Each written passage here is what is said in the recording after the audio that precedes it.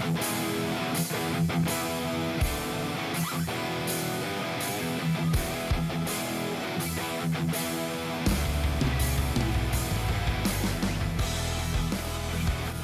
a little bit old school with the theme today. Welcome to Extreme Talk, presented by GracePointe Healthcare.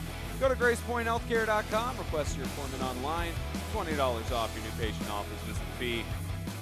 Modern medicine the old-fashioned way is also fueled by Fairlife Core Power Protein, financially supported in part by First Horizon, and sponsored by Crumble Cookies and Iceberg Plumbing, Heating, and Cooling. Only going a little old school because of the older setup we have today. And as we say that, welcome to everyone watching or listening around the world. Spencer Thompson alongside James Shannon and Brendan Daniel. Hey, let's give it up. Finally, a full crew in studio today. Let's give it up. Give it up. That is not clapping. That is not clapping. That's the reactions we had from this weekend. But you that's want a round of applause?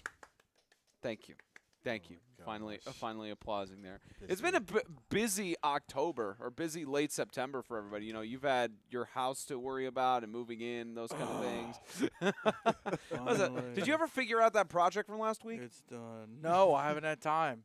I keep getting home, and it's like getting dark within 20 minutes of getting home, and I'm like, I'm not working on electrical in the dark. Yeah, and now we actually Audrey will be able to swap in between cameras and get your full. Don't nobody want to see this face. But they do want to see the hoodie. Oh, nice. Yeah, look at this. But they do want to see the hoodie. James ordered this. If anybody's interested. I saw it on TikTok, and I was like, yo, that'd be pretty dope. It's like when you want to wear a hood, but you don't want to wear the full hoodie. And they said you could put logos on it, and I was like. Now, you would think that with the color clashing there, but they're both neutral colors, because everyone could obviously tell that it's not attached to your shirt there. But, you know, you're one of the few people who actually wears a hood. So, yeah, a good thing, because most people wear a sweatshirt. I'm wearing 3 different colors gray. Three different shades of gray. You know, we're going to rant about a lot of things today, but the one thing I'll rant about, wear a sweatshirt if you're not going to use the hood on a hoodie. Like, wear a sweatshirt. Don't get the hoodie if you don't actually use the hood. It's just like sweatpants. If you're not going to sweat in them, why wear them? Very simple. Because it's cold outside. You want to see what did he say? Do you even own a pair of sweatpants? I do, and I use them for workouts. They should be but called but not wait, going wait, to sweat wait. in these pants. Wait. So you're telling me? Should I be jogging? Huh? I have joggers on, so should I be jogging? Yes, bro. It's just like throw pillows. You and I don't run. If anyone sees us running, they should start running too. I run occasionally here and there to the grocery store. Man, the roast is never over.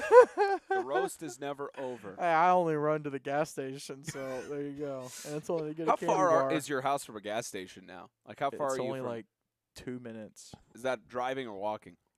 Well, I don't walk, so I don't know. You said run to the gas station. How far of a run is it? Even run. I don't know. I don't run or walk to the gas station, so I don't know what the time is on that one. James. All right. Well, I mean, I live like right outside downtown Portland, so it's like 2 minutes. Okay.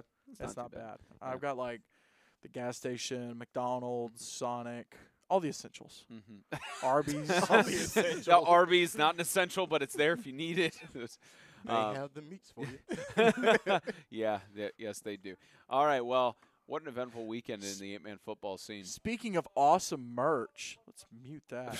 Speaking of awesome merch, how about my man Brennan repping the Lighthouse shirt? Audrey got one too, so that's back-to-back weeks. Oh, I thought merch. I was looking at that green W. I was thinking Bowling Green Warriors for a second. Colorblind. I forgot. I keep forgetting. What color is He it? said Warriors. I was like, Yeah, I thought it was the Bowling Green Warriors at first because of the W and pride. It's actually like gold. Okay, Yeah. It's more like a gold. Okay, it looks like so a you're crimson colorblind gold to for me. gold. It looks like a crimson gold to me, like a green What's a gold.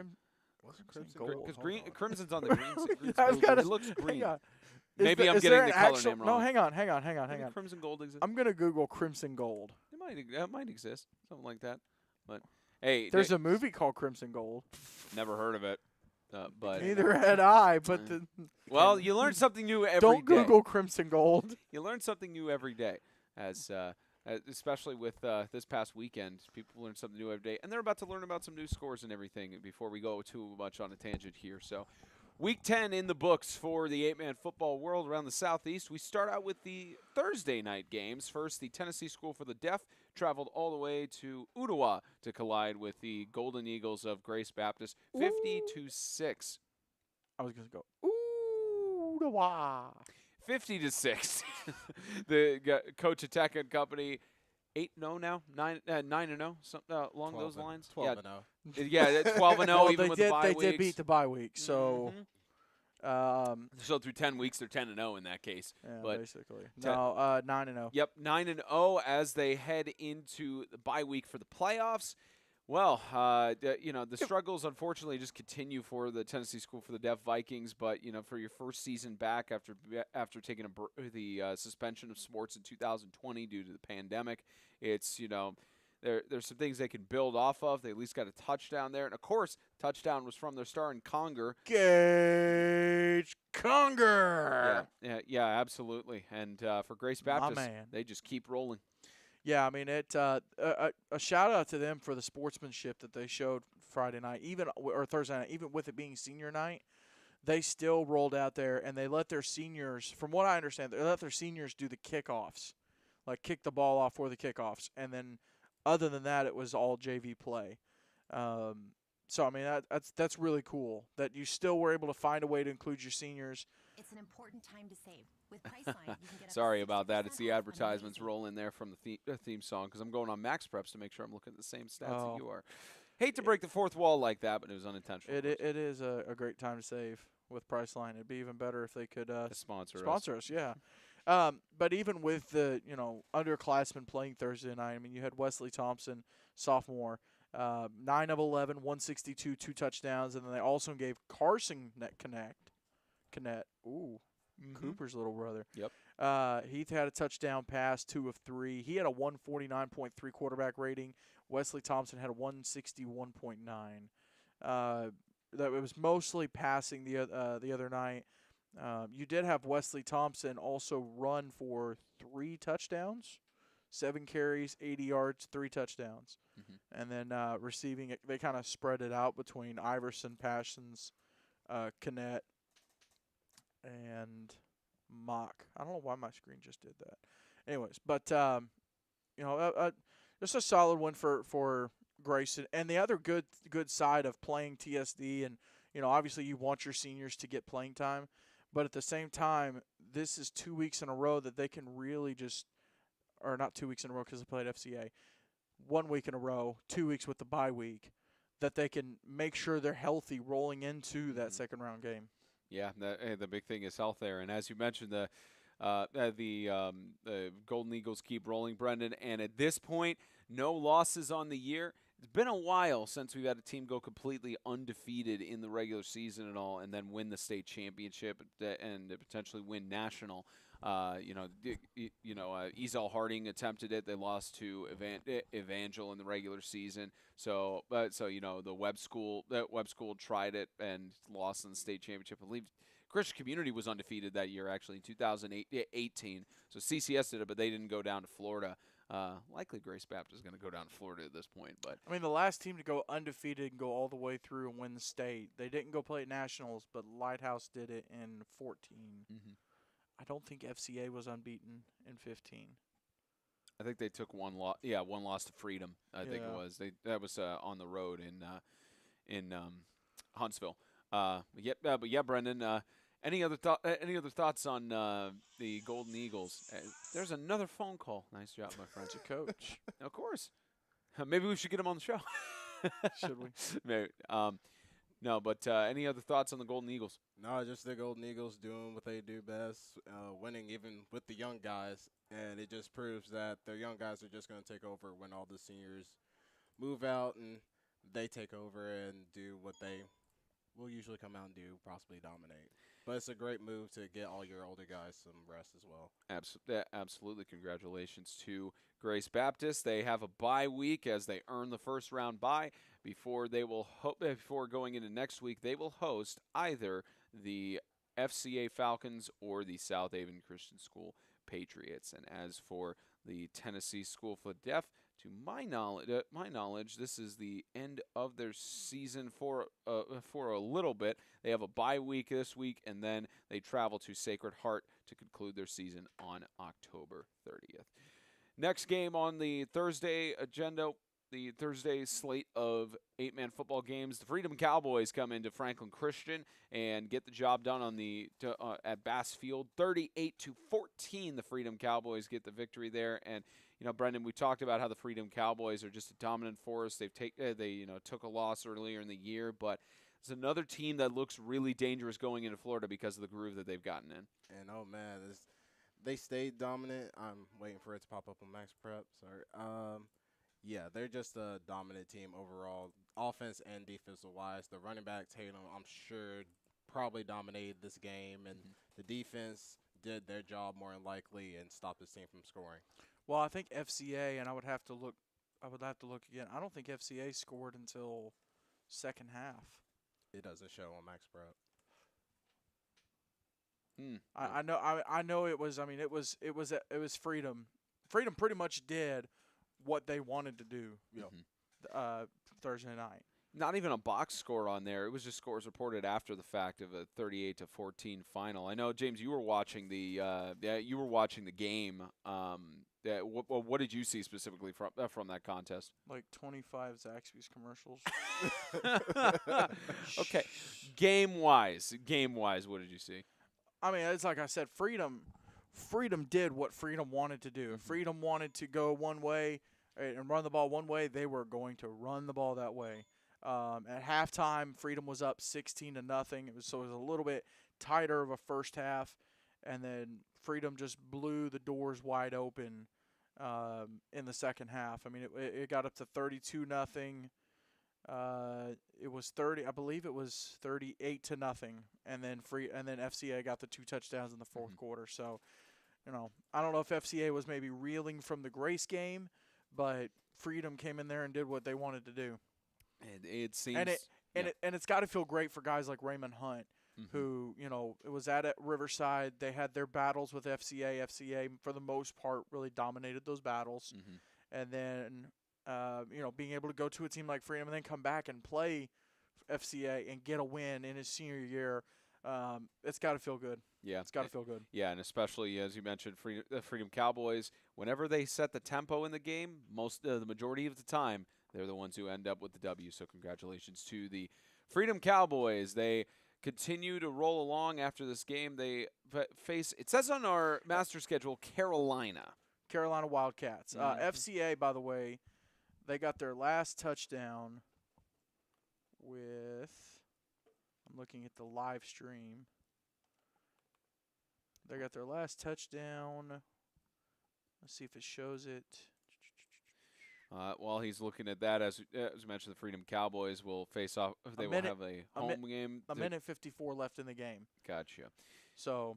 Gotcha. The Freedom Cowboys will host the Carolina Wildcats as their final home game of the regular season. And the Falcons next week, they travel to South Haven to collide with the Patriots for the quarterfinals. All right, we now get into the collision of the teams from Alabama. A little bit closer out of the teams that we cover as they're within that Montgomery and Camp Hill area. Southern Prep 6, Ezekiel Academy 39. Now, Southern Prep usually enters in their statistics after the show. There was a final box score reported by Southern Prep. We do have Ezekiel stats on Max Preps. But Ezekiel Academy started out 6-0 in the first quarter, so Southern Prep's defense was standing there. Second quarter, Ezekiel just laid on the touchdowns, 27-6. So at that point, it was a 33-6 game at halftime. Ezekiel only scored one more touchdown in the third quarter, and that's how they had the final score there. So likely in that case, it was either a running clock or just Southern Prep couldn't get anything going on offense. And you hate it for Southern Prep because the close game that they had last week that we saw against Calhoun County, you would think that they would have a closer matchup against Ezekiel Academy, but it's just a testament to the adjustments that Coach Wilson makes in game time. Brendan, speak to the performance that the grown man who suits up for Ezekiel had. So let me tell everybody. See, Spencer says that about Southern Prep and how good they did against. There's a grown man called Corey Murphy who had 13 carries, 172 yards, and 3 touchdowns. Peyton Leach didn't have to throw the ball, but he ran it as well with 7 carries, 72 yards, and 2 touchdowns. That's why they lost that game. Like, he says he legitimately didn't have to throw the ball. He attempted 6 passes, completed 2 for 36 yards, had an interception. So, I wish the wide receivers could get, like, blocking stats as well. They need that type of love. right? Because That's fair. without them, you can't get on the outside. So that's my whole thing with, like, blocking. You got to add that to the receivers. They don't even put it on here, and that's kind of disappointing. So the offensive line don't even get love. Murphy was averaging 13 yards a carry. Bro, that's Like, grown literally man. a first down every time he carried the ball. And his longest run of the day was only 45 yards. Bro. So it wasn't out of 172. It wasn't like he busted 3 60-yard runs. Yeah. Like, it was just consistent. He's one of those players that definitely needs to go to, like, the upper level in college. Doesn't I think matter where it is. Faulkner's looking at him. That's good, but hopefully he can get somewhere. I think he'd be able to play in big school. He could try to walk on at Auburn. Ooh, that wouldn't be too Right bad. around That the, wouldn't be too bad. around the corner. They need it. Yeah. Brendan Tormey, 6 tackles on the night, 2 tackles for loss. 2 sacks for Tormey, too. Yeah. Peyton Patchell, the senior, 6 tackles for him, 1 tackle for loss. So 1 sack for Patchell as well. Getting some good action on the defensive side there. Then no interceptions, only a pass defended and such there. But a really good game on Ezekiel Academy. I'm interested to see what Southern Prep stats are later in the week once those are updated. But for Ezekiel Academy, congratulations to them. Next week they finish out the regular season with their final in-conference matchup against the Southern Christian High School, not the Patriots. Get their yeah, mascot. it is Patriots. Oh, I'm thinking Southern there's Christian Patriots. Yeah, okay, Southern Christian Patriots. Yeah, because we had. I keep forgetting on our season spreadsheet that we have SCP and then SCHS for Patriots. So I didn't know if those were the separate teams or anything on that. Thing. Keeps getting confused on that. How about my man, the rapper Mac Mills, 101 on Extra Points? It just sounds like a rapper name, Mac Mills. Maybe because of Meek Mills. Mac Mills. Mac Miller. As for Southern Prep, I don't know rap. I'm a white. He's a country boy. Yeah, I'm a y'all. country Don't- boy. I'm a country boy. I don't know who all their names I'm are. surprised you knew Meek Mill. I mean, I'll give you that one. I'm more of like a Tom McDonald guy. Goodness. And as for NF. Southern Prep, they collide with Trinity Christian Homeschool away next week. Fun fact: they used to be Hope Christian, Used to be Hope Christian. who beat the Webb School in 2013 to win the national championship, and kept Webb from going completely undefeated. Well, Fun fact of the day. Fun fact of the day. Fun fact of the day as well. Providence Christian 46, Lighthouse Christian School 0. And you look at Max Preps and the storyline of this. It's Coach Ferguson just doing what he does best, which is when they're in a home game situation, and likely a preview of the Division II finale between those two. It's definitely one of those things, Brendan, where Providence Christian, the Lions, got it done. Coach Ferguson and company just doing things correctly. Absolutely, and of course you gotta also realize like how Christians like injury bug problems as well, and that probably hurt them more than anything else. But Providence, otherwise, probably just did their job, came in, did their jobs, did what they were supposed to do, and as you can tell by the score, 46-0, it was no problem. My guy, you were asking about Tony Yeah. earlier. Don't tell me he's. I didn't realize you had him. I have him on my Oh, the other other one. one. Yeah. Okay, so I have AJ Brown and Tony. I'm playing Tony, and just got a notification that he will not return to the game. What a save. Note to James: put your phone on Do Not Disturb. No, before it's the show. it's a 12 o'clock Providence Sunday Christian, show. Lighthouse Christian. Your thoughts, James? Shannon? Lighthouse Christian, a lot of injuries, just a lot of things not going their way. You know, it's been a rough season for him. And rolling into Providence, I didn't realize the coaches were as good friends as they are, going to church and everything together. But Providence, it's a great way to end the season. I mean, it's a dominant home win to close it out. I believe it was senior night. So, for these seniors that last year, watch the program try to get started, go winless, and then to come in this year and go 4-4, go 500, that's a solid second year for a program like Providence. What is that? Absolutely great Are you for tired? him. He's covering a yawn. Yeah, it's been a long weekend. Enough. Yeah, it has. No kidding. No box score, no statistics, so not much for us to recap. But congratulations to the Providence Christian Academy Lions. Division two game is coming up for them, but at least as far as we've been told, they have a bye week this week. Again, giving same thing for Lighthouse Christian, even with their injury bug. Likely that's the matchup we're going to see in the Division two They should have finale. just made that matchup Friday night. Yeah, they should have just called it left that. it there. Should have left it there. All right, well, next game on the list, the first ever matchup of the Knights of Lancaster, where they hosted the Patriots of South Haven, 38-18. And another question is anything on max preps for these teams, because sometimes we see some stuff entered in for Lancaster, sometimes we don't. I know South Haven is fairly good at getting those things entered in. So, question is, what happened in this game, James? I don't think Max Preps has anything up, but I do have the person, my score reporter from the other night. I should have sent these to y'all. Okay, they do have they don't have scores. They have a box score entered in. There's no statistics entered in yet. I know Lancaster's been updating their stats on Max Preps throughout the season, and I think it's later that they'll get these updated. But here's your box score: 6-6 for after the first quarter, tied there. Lancaster then 12-6 going into the halftime locker room. Third quarter, Lancaster took more of a cushion lead. At first, 8-6, and then fourth quarter they just turned on the Jets for an 18-6 score in the fourth. So that's how we ended up there. It was close through halftime and even through the third quarter, but something happened for Lancaster Christian. Well, Deuce Bragg did get to play. He's back in. Yeah, he's back. He was back, and so I mean that Lancaster offense was back to rolling, back to doing what they do. South Haven just struggled. Atkinson had 2 touchdown runs. They had a third one. I'm not 100% sure who scored it, but it's a big win for Lancaster.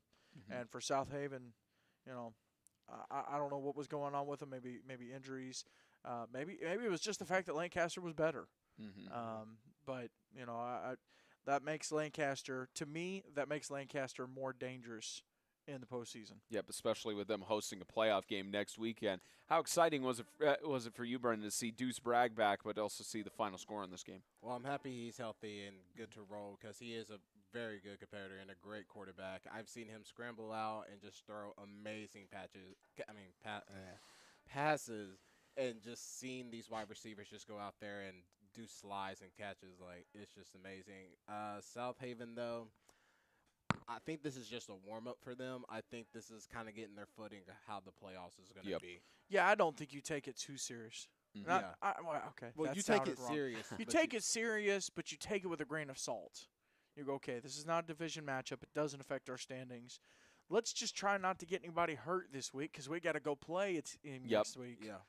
Let's get through this game. And especially with a really tough matchup next week. But congratulations to the Lancaster Christian Academy Knights on their regular season concluding at home with a win. They will host the Ezell Harding Christian School Eagles this coming weekend. And as for the Patriots, they will host a playoff game against the Franklin Christian Academy Falcons. Yes. I would like to yes. I would like to mention. So we'll address the elephant in the room. I predicted Lancaster to finish 6-1. They finished 4-3. Okay. No, I predicted them to finish 4-3. They finished 6-1. You've been missing on. I got it backwards. Yeah, you've been missing. I missed on 2 games. Yeah. Do you know what the score is between you and Thompson right now? I have no idea. I know. He's not paying because attention of situations like this. I predicted South Haven to finish 2-6. They finished 7-1. Because of situations like that, I'm pretty sure it's pretty wild. But yeah, so I missed bad on South Haven. Southern Prep, I'm within a game. We mentioned Southern Prep. I picked 6-1. They're 5-2. And Ezekiel, I picked 3-5 at this point. They're 6-2. Just remember when these predictions were made, ladies and gentlemen. When were they made, James? What's the catchphrase? Before the season. No, that's not the catchphrase.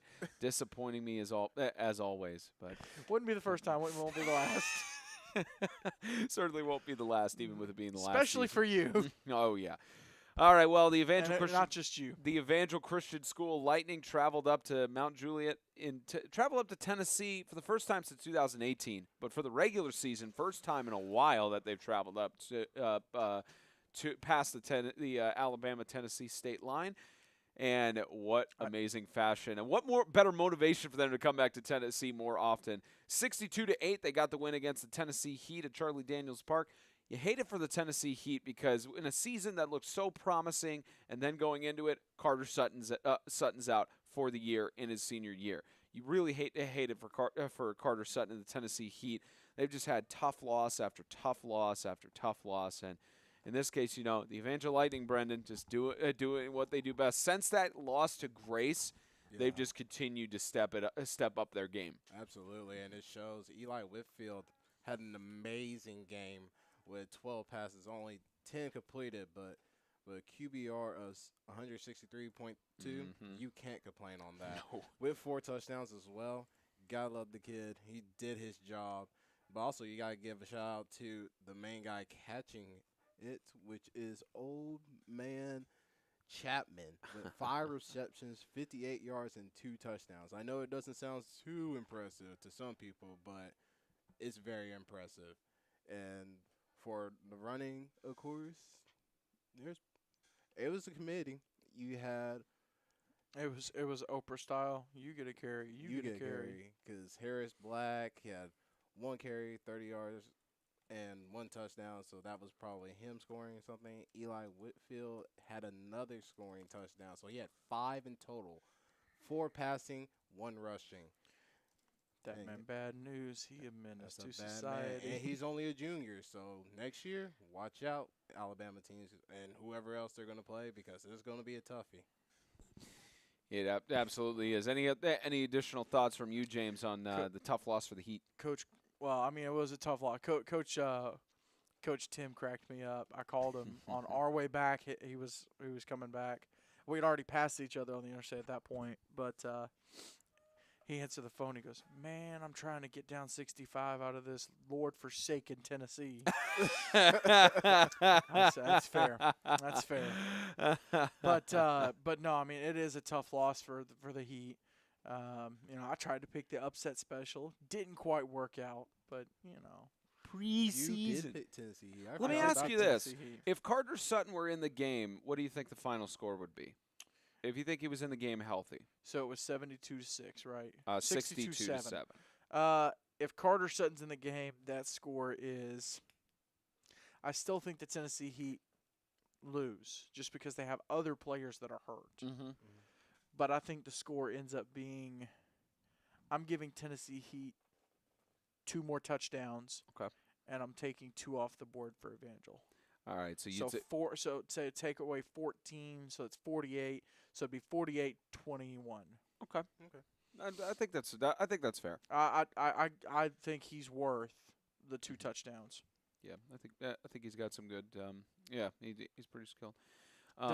Defensively, it's kind of the same thing as the run game. I mean, you had Caden Jones, the junior, with 8 total tackles. Mm-hmm.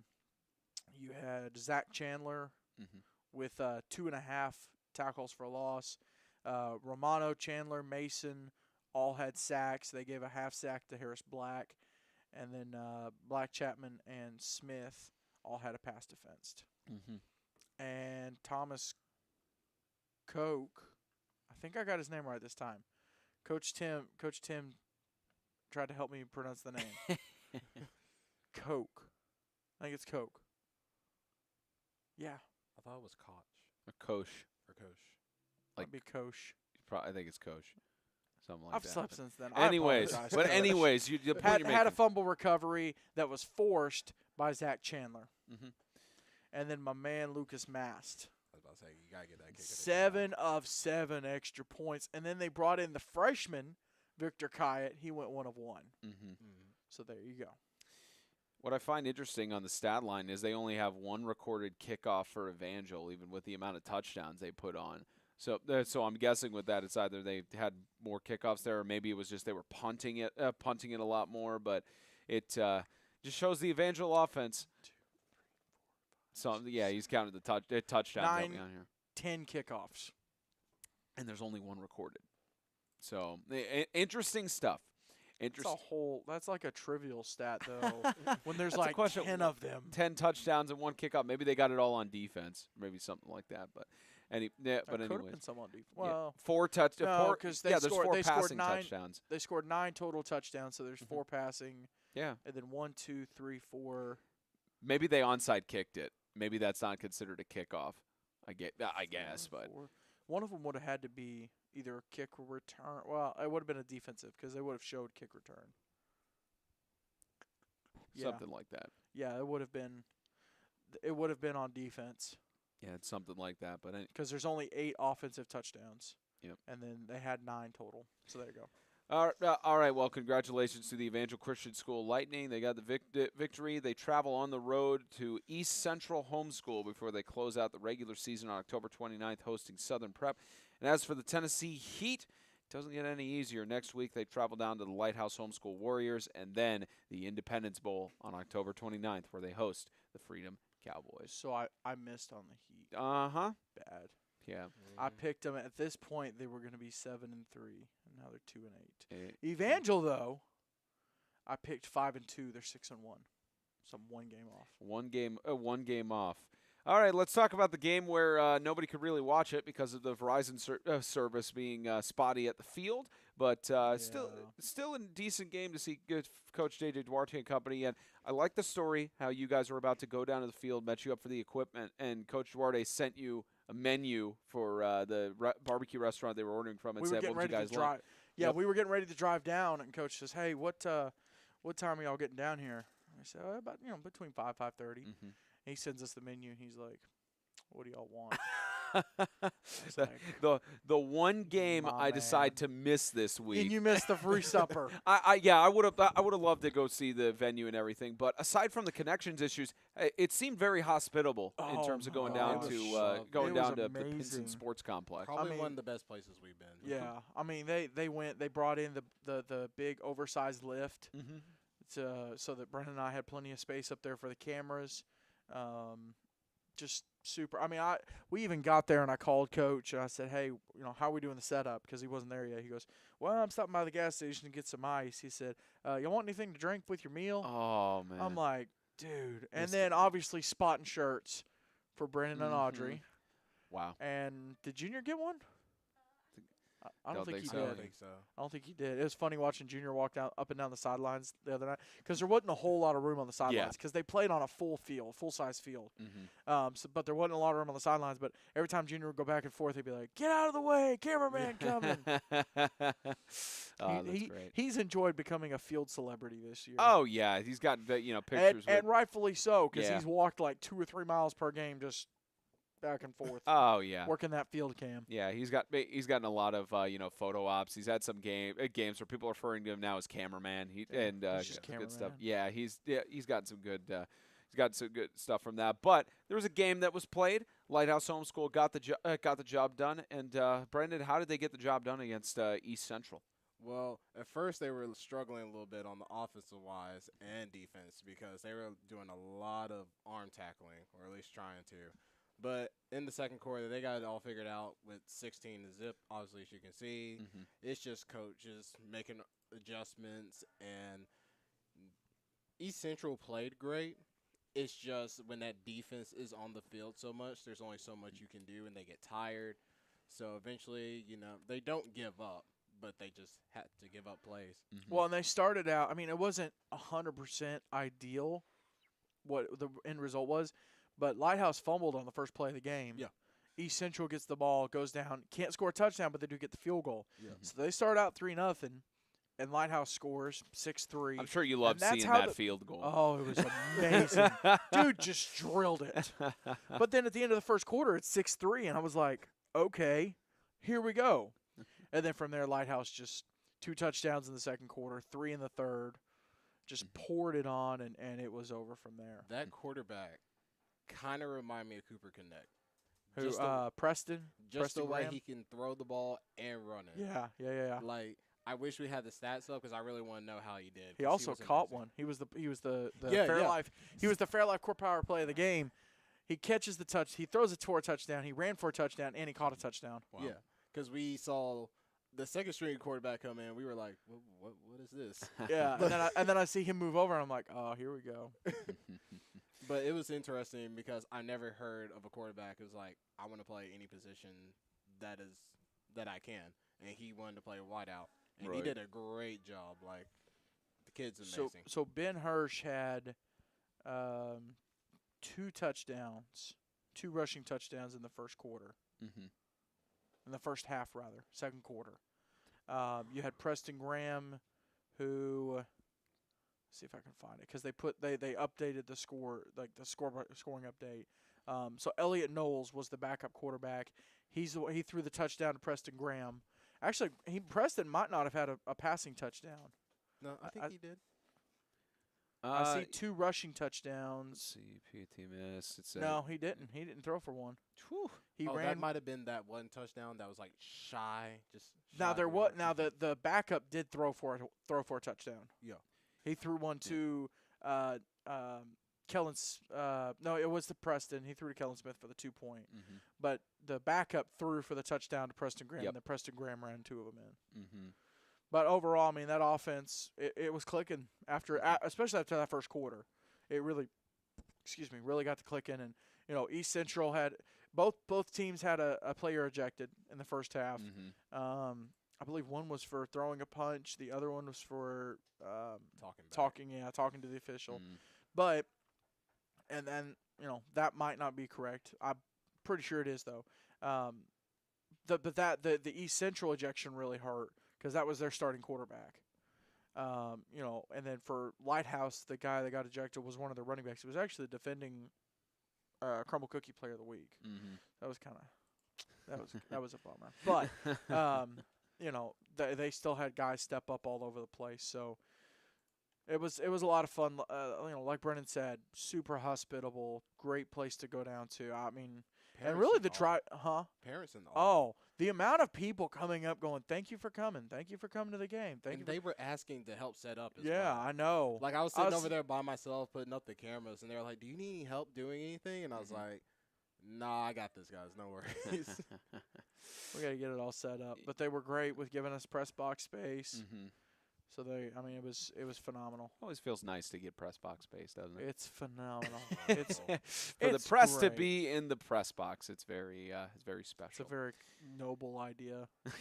Congratulations to Coach J.J. Duarte and the Lighthouse Homeschool Warriors, a 49-9 victory over East Central Homeschool. And Audrey, they were cool with you up in the box, right? Oh yeah, I meant to say, did you guys say something about her doing play-by-play while you guys were trying to? So the signal wasn't great, so we said, okay, we're at least going to put video out there and try to get it to stream. So we muted all the audio, but we kept our comm system up, and then we were getting Audrey to call the game for a little bit. Do you want to do like a? Do you want to do like a little playback of how she sounded? You want You want to put on the headset? She's like, white team gets the ball. He throws, and I can't see his number. It was awesome. We were cracking up. Great stuff. And the drive wasn't that bad either, really. It was like 2.5 hours compared to, of course, we loved going down to Southern Prep, but that's a long drive. It's a long drive from, especially going down that. I think it's 240 is the high, 280. That 40-mile stretch of just stop and go. That's the only bad thing about our experience going down to Southern Prep. Other than that, everything else was great. If I had my brothers, all of our Alabama games would be on Saturdays. But football's so big with that red color team.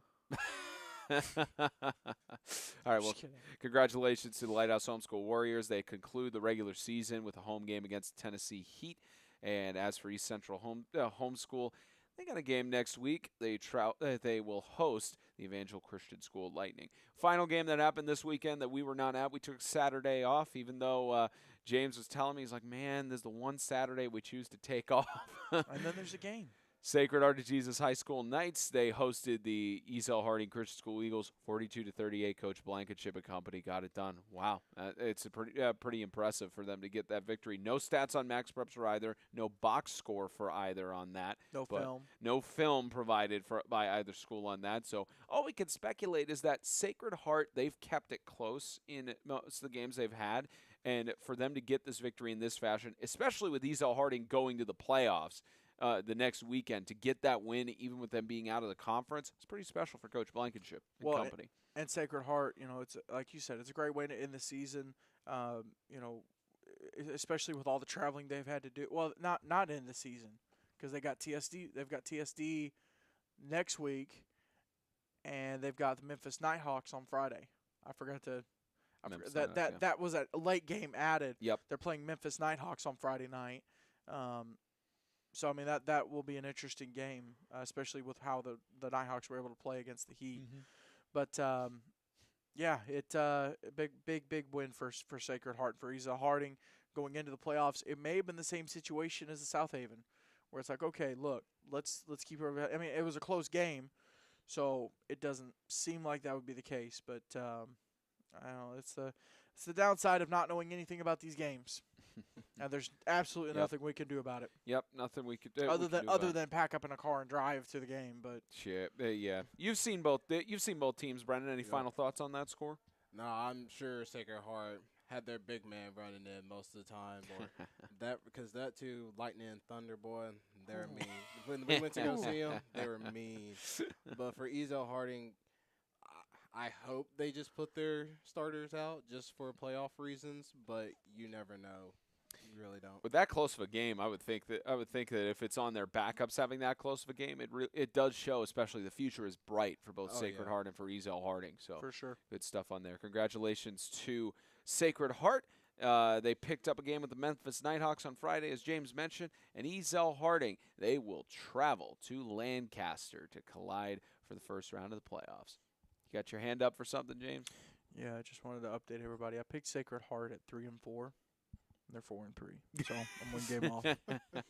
You're one Ezel Harding, huh? You're one game off, but just remember the overall picture is what you're going with. Ezel Harding, I missed. I missed bad. I picked them at 5-2. Now you get to do some games week to week. I know. That's the important thing. You get to do. I know. Well, I picked them at 5-2, and they finished 1-6.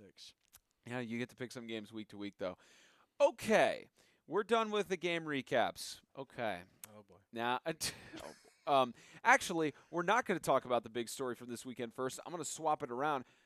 Per reports in the TSIAA, the league is forcing or mandating, per the bylaws, that Franklin Classical and Zion Christian have to play in the Division II playoffs, and if they don't, they will face fines per the bylaws. We are waiting for official confirmation from Zion Christian and Franklin Classical on the matter. We're waiting to see if that's also officially confirmed, as well as the league. The latest statement I got is that we are working through multiple things, including Division II. Obviously, they had their hands tied with the other story that we'll get into, but as far as I've been told, they're mandating that the teams have to play in Division II. Otherwise, they will face fines. So a Franklin Classical team that forfeited against the Freedom Cowboys, having only 8 players dress out, they're going to be forced to play against Providence Christian, who already blew them out with mostly healthy roster and more numbers.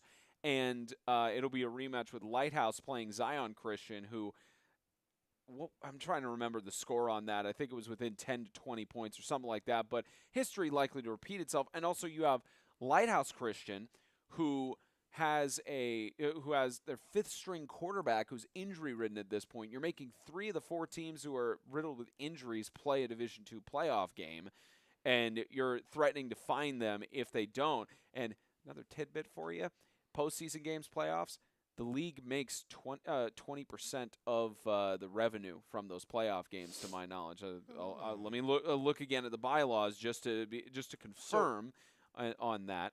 You were asking about Zion Lighthouse. Mm-hmm. Zion won 42-20. Yeah, Zion won 42. Their only win of the season.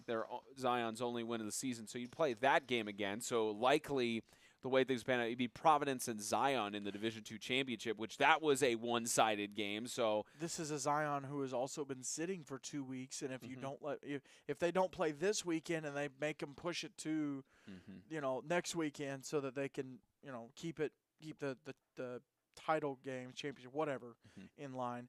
Now you've got Zion who sat for 3 weeks. Probably quit football practice. Yeah. And the kids went and played basketball and got ready for basketball season. Okay, so I'm looking at the bylaws specifically here. It is, the board members must approve tournament sites. Okay, so that's specifically the site of tournaments being hosted, such as this championship. So the semifinals, those don't matter. But the Division II championship, from what I've been told, is that it will be hosted by the higher seed.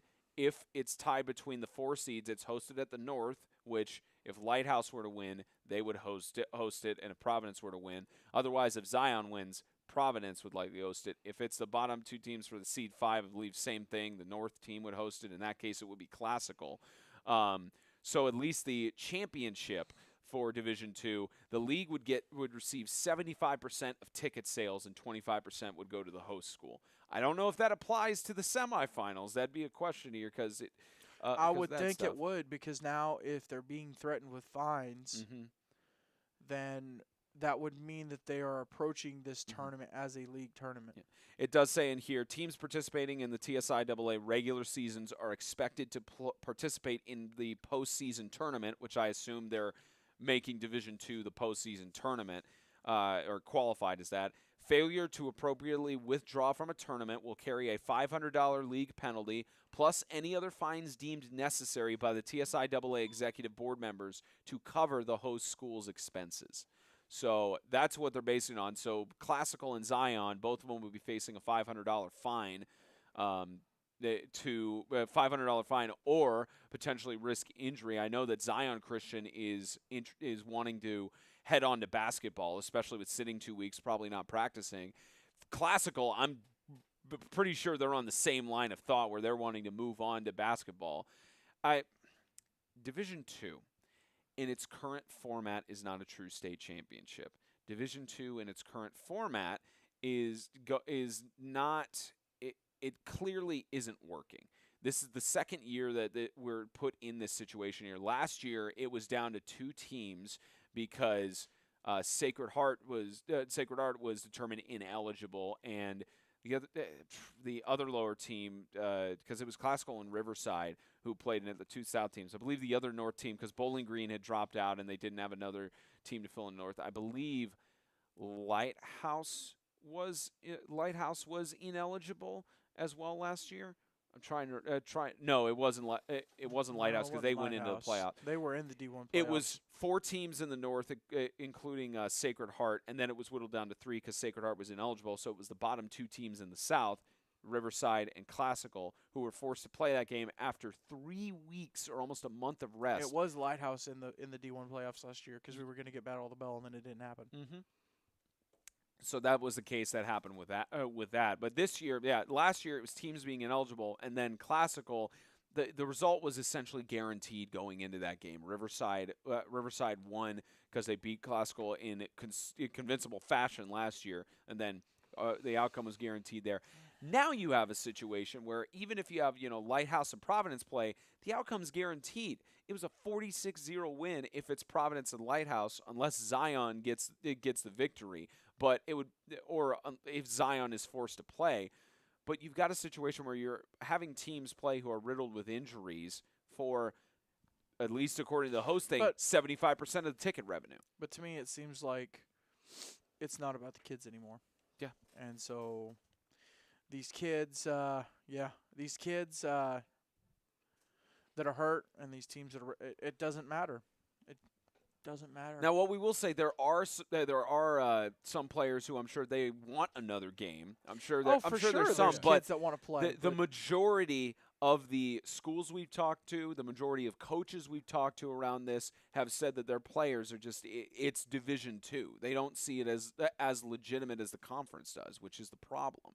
And you talk about nobody sees it as legitimate. No, nobody does except maybe Riverside from last year because they get to call themselves state champions even though they're not. Maybe. But other than that, it's other than them, it's it's not legitimate. Just FYI, if we did get a Providence Zion D2 game, Providence won 34-0. Yeah, so it's another So blowout. it's just- blowout. 3 of the 4 teams that I think all of the teams that are in the Division II bracket, Providence has blown out. They've blown out Zion, they blew out Classical, and they blew out Lighthouse. And I don't think any of them scored a whole lot of points. No, like Lighthouse against didn't score Providence. anything. So Providence, because I want to get this right. So Yeah. Providence beat Classical 48-0. Mhm. Zion 34-0, and Providence 46-0. Just So- give the title Yeah. to Providence. Yeah, at this exactly. point. Exactly. They've already won. Don't make them play 2 more games for what's going to be But then- guaranteed. And it's not just because again, this is no disrespect to Classical, Zion, nor Lighthouse because they are good. But I don't think programs. any of these coaches look at it like that. Yeah. All these coaches look at it and go, "Man, we can't." Exactly. It makes no sense. Yeah, it makes no sense. And threatening to fine $500 just because you're going to lose ticket revenue, that's where it's, again, talk about exploiting the players. And Talk You're about not wrong. talk about exploiting players so you can get monetary gain. in D1, the worst team is at least record-wise, would probably. record-wise. Mhm. So CCS is 6-2. FCA is what's FCA's record? I think their losses are to Lancaster, Freedom, and Grace. So they're 3 losses. I think they're 3 and 2 4. 3 and 4. They're 3 and Yeah. Who was their other loss to? They lost to Evangel. Evangel. That's right. Yeah, beginning of they the season. lost So they're to 3 and so Lancaster, FCA. and they lost to Free. Well, okay, so if you take out the 2 no, you can't just take out the 2. Yeah. not. So overall season record 3 and 4. So the worst team in the playoffs is Franklin Christian at 3 and 4. Mm-hmm. Okay. Providence would be the best team in D2 at 4 and 4, which how that works, okay, whatever. When they played, final score was FCA won 60-28 Against Providence. Yeah. Yeah. So I mean, it's just Yeah. Yeah. Even just worse team. wild. Yeah. It's. just go ahead and give it to Providence. Yeah, just give it to Providence at this point. But make sure it says Division II champions, not state champions. That's the distinction that needs. The to point be I made. was making is, it can't say state because the best team in D2 got blown out by the worst team in D1. Exactly. Exactly. Well, yeah. So we're waiting on confirmation from the league, waiting on confirmation from Zion and Classical, who have expressed that they do not want to participate in Division II, and they're likely not going to go down that route. And if that's the case, then you have the same situation as last year, where Lighthouse and Providence get a month bye week essentially, or 3 to 4 weeks rest before they play for a state championship. Well, they get 2 weeks. Because that's right. They moved it back. Yeah, They moved if it back. They put yeah. it on the if they put it on the same weekend as D1, then they have this week and next week off. Yep. And that's if Classical, like you said, if Classical and Zion don't participate at all. Yep, exactly. So we'll give you confirmation as soon as we get it. We just don't know at this point. So at this point, there's one of 2 things that need to be done. You need to just don't do D2 this year, or just give the trophy to Providence. Yeah. I love you, Lighthouse. I love you to death. Not trying to disrespect at all, but it's just 46-0, and especially because if Providence is well, it depends also if Lighthouse plays against Zion. If that game repeats itself, it would be potentially Zion. But you have the same matchup, and this time Lighthouse would host it. Maybe that makes a difference, but it's only a 30-minute drive, so it's not. The travel isn't a factor into it, so it doesn't make a difference. almost the same situation. I mean, correct me if I'm wrong. Wouldn't make a difference at all. Yeah, as a former player. So, all right, that's the latest we have for you on Division II, and now we get into the big story that happened this weekend surrounding Franklin Christian Academy, particularly Hugh Harris with the referee at their contest hosted against the Freedom Cowboys. So, just to reiterate, what exactly happened, at least from what I was told. We woke up to a group text on Friday morning with this photo. You woke up to a group text. Okay, yeah. I was on the way to work. You were on the way to work. Okay. So we had a group text. I got a mortgage to pay, Yeah, sir. We had a group text. Oh, that felt so good to say. We were chilling in our room the other night. And we were talking about property lines. And they were like, yeah, part of their driveway is on our property. And I was like, that's really cool to say, my property. Yeah. Anyways, I'm sorry. No, it's all good. But no, I didn't fix the electrical issue from last week. I'm sorry. Go ahead. Here's what happened. So we were sent a picture of the check that was posted on Facebook. The only thing that we blurred out was the official's name and the routing number, because neither of those need to be put on social media. Those don't need to be public. That was posted. I confirmed with the officiating coordinator what had happened. From the perspective of the official, what happened was the official opened an envelope that was supposed to have their check enclosed, opened it, and it was that one in the photo, $0 for bad call on DPI and all of that. Opened it. At halftime, he tried to find the athletic director of Franklin Christian Academy, Wayne Smith. And he couldn't find him, or Wayne Smith was busy. And Hugh Harris said, follow me for your check. Brought him into the school, into one of the classrooms, and handed him the actual check from his back pocket with a grin on his face. That's the story I was told. Then what developed from that is that the executive director for the TSIAA, John Horner, called Hugh Harris to get a statement, and Hugh's justification was it was just a joke.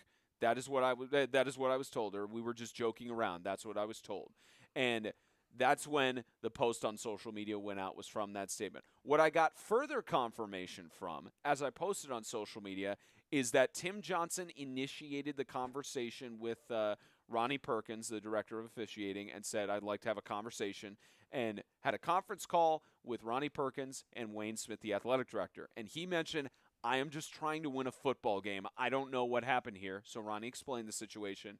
And what I was told was that Tim Johnson was emotional and in tears. And he said, I don't agree with what Hugh Harris has done. This is ridiculous. And what was confirmed by Wayne Smith is that Hugh Harris... Or from, not by. From. What was confirmed from is that Hugh Harris told Wayne Smith about the joke he was going to do. And Wayne Smith said, you cannot do this.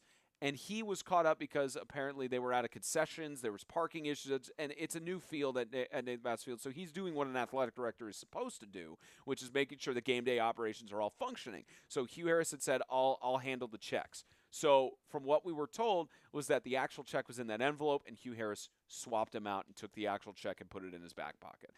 That's what we were told. Posted it on Facebook. I want to clarify something here. I have more to lose as a journalist going into my career to post something that is false and completely a lie and manipulate and twist. I checked with sources. Did I directly talk to anybody at Franklin Christian Academy? No, I did not. And the reason for that is because this is very much in line with the behaviors that Hugh Harris has expressed not just to me, but to James, but to other people who have been involved with Franklin Christian Academy over the years. This is matching with his behavior. And because it was confirmed to me that he talked to the executive director and justified it as it was just a joke, I knew I wasn't going to get anything different from that. Like, there's no reason. The sources I have, I trust them, and I know that they're not going to directly lie to me. But more importantly, like, if I talk to them, I'd just hear the same thing of it was just a joke. Like, and that's what multiple people and multiple FCA players and people around there have reached out to me saying, confirm all of the facts. It was just a joke. You don't know what you're talking about. I have more to lose going into my career by slandering someone's name.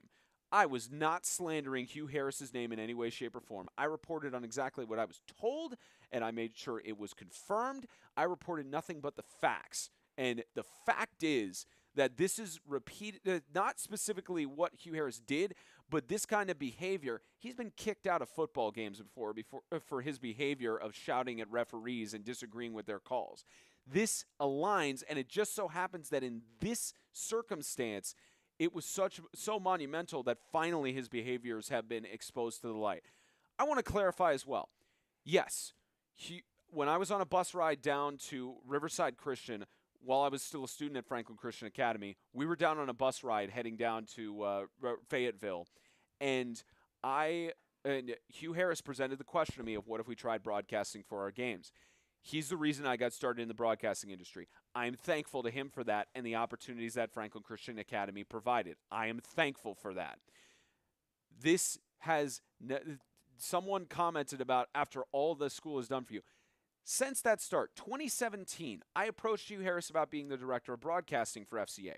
He said internship off the bat. I told him Columbia State Community College is going to pay me for doing broadcasting opportunities, and 8-Man Extreme is giving me regional exposure. Now at this point, nationwide exposure. I have to do what's best for my career. And since that moment, Hugh Harris every year has had a problem with us. In 2017, he was demanding we change our All-Star Game formats because he thought we weren't going to select Brandon Minor because their stats weren't updated on Max Preps, even though he was going to be selected. 2018, with John Buchanan, he demanded we take down our post because we hinted at him possibly leaving Franklin Christian Academy. 2019, when we showed up on Game Site, he told us that you have to ask to be here, according to the league rules at the time, and he was trying to make a problem of it, of saying, you need to ask in the future. 2020, he tried to force us to run a 30-second advertisement for FCA, claiming it's what the big boy networks do. And when we got on site, he gave us a problem with hanging up our banners, claiming we were exploiting players because of the sponsors we had. And now 2021, yes, Franklin Christian Academy disagreed with our guidelines, and they said, no, we don't want your coverage this year. That has nothing to do with this at all. Nothing. I'm not upset at all about them disagreeing with the guidelines. I hate it for the kids because we lay out those guidelines so we can give your kids and your players the best exposure, and they didn't want any part of that. I respect that. You have to make decisions as a business or as a school, as an organization. You made that decision. We respect it. We don't have any problem with it. It has nothing to do with us reporting on this story. Yes, we make jokes here and there about exploiting players. Hugh Harris said we were exploiting players who are our sponsors. Zaxby's is a sponsor on their broadcast. League company as well. It's league company. Renaissance Bank First Down. How is that not exploiting the players of the other team that you're broadcasting? How is that not exploiting Evangel or Grace Baptist or Freedom or any of those people? How is that different from us? Ezel Harding, all the other teams have played. How is that different? I don't understand how that's different. That's besides the point. The point is, I reported the truth. I reported the facts. I did not purposely make out to slander Hugh Harris's name. I reported it, and yes, I added on, it was disgusting from my alma mater because, yes, I graduated from Franklin Christian Academy, but ever since then, it's just been, I've never truly felt like they are proud to have me as an alma mater because of the way Hugh Harris has treated me. Now, interactions I've had with Steve Adams, former head coach, and Shaka Hill, amazing. They are great. They are great people. I know that Steve Adams. He was never involved in any drama that sort of happened there. Shaka Hill is still there. Great interactions every time. I love him. I wish I could see him again. Which it depends on how the playoff games are spaced out. That's a whole different issue. But I would love to see him again. I don't know if he'll want to talk to me just because of reporting news. That's fine. That's his prerogative. But I have no problems with him. Tim Johnson. No problems with him. I know last year after their home win against South Haven, we were trying to get him on the post game. He was focused on talking to all the players and families and all that stuff. No problem with it. And then when we had their Providence game and he won, he immediately came over for the post game interview. I have respect for Tim Johnson. I have no problems with him. This is not reflective of Franklin Christian Academy as an organization. This is a Hugh Harris problem that has finally been brought to the light of this kind of repeated behavior of being against what the officials have said, trying to control football and be the Jerry Jones of the TSIAA. And it's just infuriating to me that this happened in any way, shape, or form. But I know you guys want to get your piece on here, and I know this is rant thing. Here's what happened on Saturday. This is your alma mater. Your goat. It's you guys know me. I don't like to do hot takes. I don't like to do this kind of stuff. It's just here's what happened Saturday. There's a board meeting. Here's the state law. Supreme Court ruling between a news organization in Murfreesboro that's now defunct and the TSSAA, the Supreme Court. There is a ruling that says nonprofit athletic entities are subject. They're treated as government entities. They're considered government entities by the Tennessee State Legislature, and they are subject to the Tennessee Open Meetings Act and the Tennessee Public Records Act. We have requested the emails for the TSIAA. Have not received them over the last year. We requested emails of correspondence. Have not received them. They've had multiple Zoom meetings. We've asked for the Zoom links. Have not received them. This is illegal, and they are a 501c, and this can affect their tax status. One call to the Tennessee Secretary of State, and there will very likely be an investigation. Yesterday, asked for the Zoom link from the Assistant Executive Director. Did not get it. Ronnie Perkins is on the board. He did not receive an email. He was not part of that meeting, which that's a whole nother issue. Didn't receive it or anything. We were told that we were going to have a conference call on Saturday night. We were told we were going to have a conference call to discuss this situation. James, I hate to break the fourth wall, but should I go into what the terms proposed were going into that meeting? Should I go into that? No, because okay. that's it was reported supposed terms. Let's not fine. Get but into that side of it. Here's the situation. We were told that 7 o'clock we were going to have a conference call with them, and they were going to tell us what was going on, what their decisions were, that kind of thing. James and I set aside our schedules. We were ready. I was going to work a 12-hour shift because I got bills to pay with Uber and Lyft. I said, okay, fine. I said, okay, fine. This is more important. This is a bigger issue. The people deserve to know. I will wait for the call. But we were not allowed in that Zoom meeting, which is illegal. And we waited until 7 o'clock, and then we were told they don't want to have this phone call tonight. They don't want to have it, even though you would think with this being such a pressing issue that everything would be set aside to address this head on, but obviously not. And we're not going to get into why the phone call didn't happen. No. And I understand. I understand that this is a big issue, and I understand there's a lot of factors that go involved. But to set both of us up for a conference call to tell us this is what's going to happen, and then to say, no, we're not going to have this conversation an hour after the scheduled meeting time, that's where the problem is at. This constant lead on over and over and not addressing these issues head on is the problem. And I want to clarify, especially, this is not in any way, shape, or form. The TSIAA, or John Horner and Jordan Flanders, they had nothing to do with what Hugh Harris did. This is not a reflection on them. We have been critical of them, and we've said multiple times they should not be the leaders of the TSIAA. We've said this multiple times. This is not a reflection on their character of what Hugh Harris did. I know they have a complicated issue to solve. I understand that as a board, this is a collective thing to solve and is difficult. But for John to constantly not answer any of our texts or calls about information, to maybe if I ignore their hot takes, it'll go away, and take that mentality as a leader, and for Jordan Flanders to just constantly tell me we're working through these things, it's infuriating because I'm trying to tell you all, the public, what's going on, and you're looking to me for wisdom, but I can't. Not even wisdom, just information. Yeah, my apologies, not wisdom, just to give you the information that you're wanting, because my job as a journalist is not to tell you what to think, it's to tell you what to think about. For me to not get information on this stuff, it's incredibly frustrating, especially from a 501c.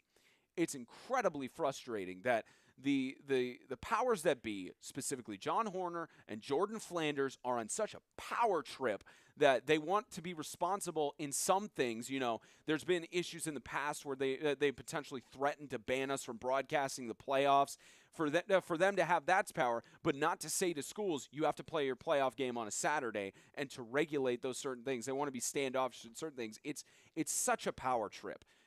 They want to be big boys in some ways, but they don't want to be big boys in all the ways. They don't want to be the leaders that be, because I guarantee you, TSSAA, anything like this would happen, it would be addressed within 12 to 24 hours, and they would have a press release immediately being published on this kind of crap.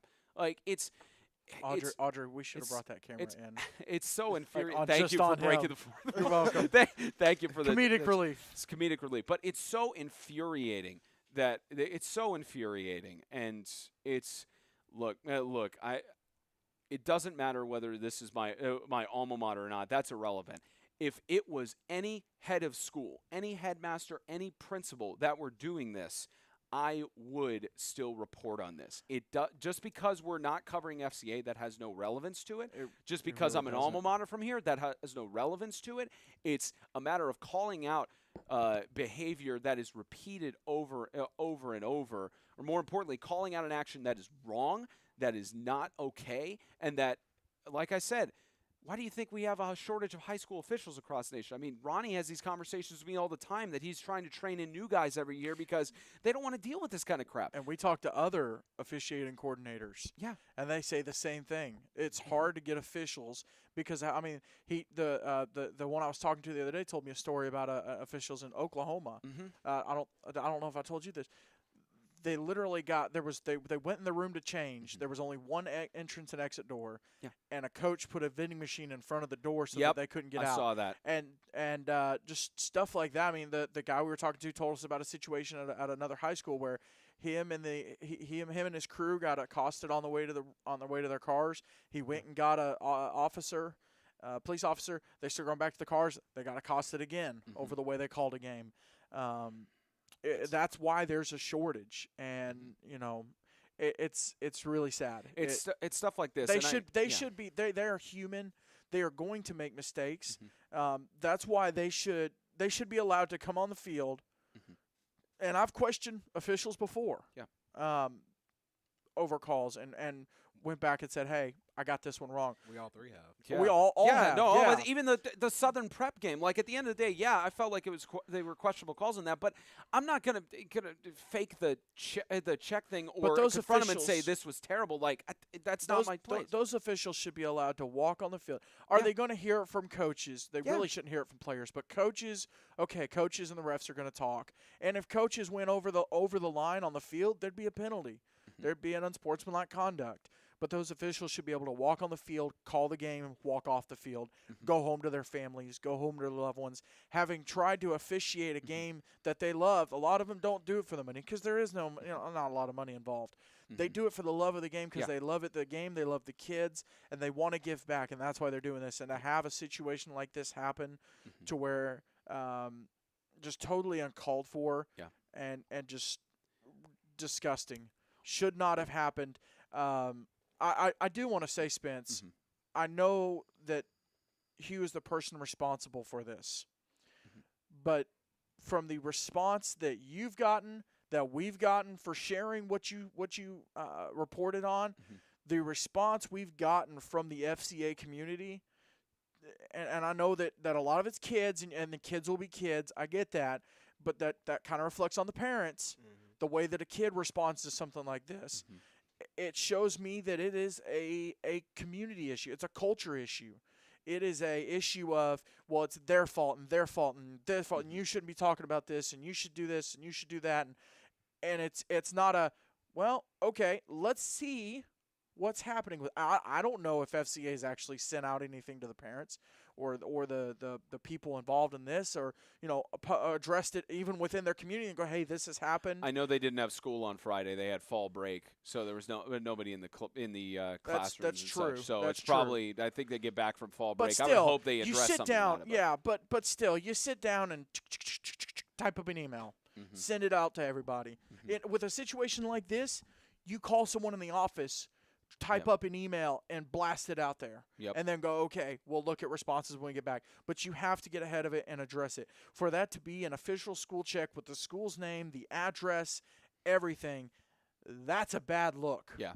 It is a really bad look. And I do want to give kudos to Coach Johnson and Coach Smith for wanting to reach out to the person they did and I don't want to say clear their name, but just more so clarify that they were on the same page of this is not right. Yeah, exactly. And kudos to them for not wanting to be involved in that, because they could very easily could have been like, oh yeah, I think this will be great. Or when Coach Johnson found out about it, he could have been like, oh, it was just a joke. It was just. No, you cannot defend this. No. You cannot defend this. No. This is ridiculous. And to your point, you mentioned it. If anybody else, if this was CCS, if this was South Haven, if this was Tennessee Heat, if this was Bowling Green back in the day, I get accused of bias for all these teams. If it was any of these teams that committed this action, it actually might have been harsher than FCA, that the reaction I would have to FCA doing it. FCA, you kind of expect it out of that circle, out of Hugh. It would actually be worse out of all these other teams because you don't expect it from them. That's not something they do as a culture, as a school. It would be a worse reaction if they had done it. So for this to be well, you guys just don't cover FCA, and FCA did this, so now you found a way to drop the hammer on them. It has nothing to do with that. It really does not. Yeah. It's a disgusting act. One important point I want to bring up from shout out to Ben Ostro and Football Zebras because they picked up the story, and the officiating community is all come around. There was one person who asked the question of course about what about if it was a joke, or like, doesn't this just seem like a bad joke? And this is quoted from Football Zebras. Why should they have to grovel for what they rightfully earned? It sends a clear message not to bite that hand that feeds you, which completely vaporizes the wall of impartiality. The headmaster directly handed over the check to the White Hat, so it was a scheme to confront. That reflects my thoughts as well, because that is a power message. I don't know if he handed it to the White Hat. He might have left it for the White Hat. He had it from his back pocket and gave it to him. The actual check? Yeah, the actual check was in his back pocket. So the actual pocket. check was in the back pocket. Yeah, the envelope was the no. Yeah, but he didn't hand the bad check to the official. He swapped him and had the envelopes. Right. So. He had the good one with him, and the bad one was left for the officials. Yep. It was my understanding of the story. Yep. Here's the other thing, and Brennan, having been around the game, the way that the officiating community is finding out about this, as much as they are, everyone else can try to excuse bad joke, blah, blah, blah, whatever. As soon as this officiating community is finding out about this, they're going to struggle to get officials, whether they're 8-man or 11-man. And they might even struggle to get officials in other sports. Yeah. Yep. Because they're going to look at it and be like, well, if we cover all the rest of the sports, how are y'all going to react? Exactly. Right. If you do this to us in football, if we make a bad charging call in basketball, or, we call a goaltending or something and it costs you the game, or travel. They better be thankful they're traveling on the road for the playoffs. Because think about if they had a home game in the postseason.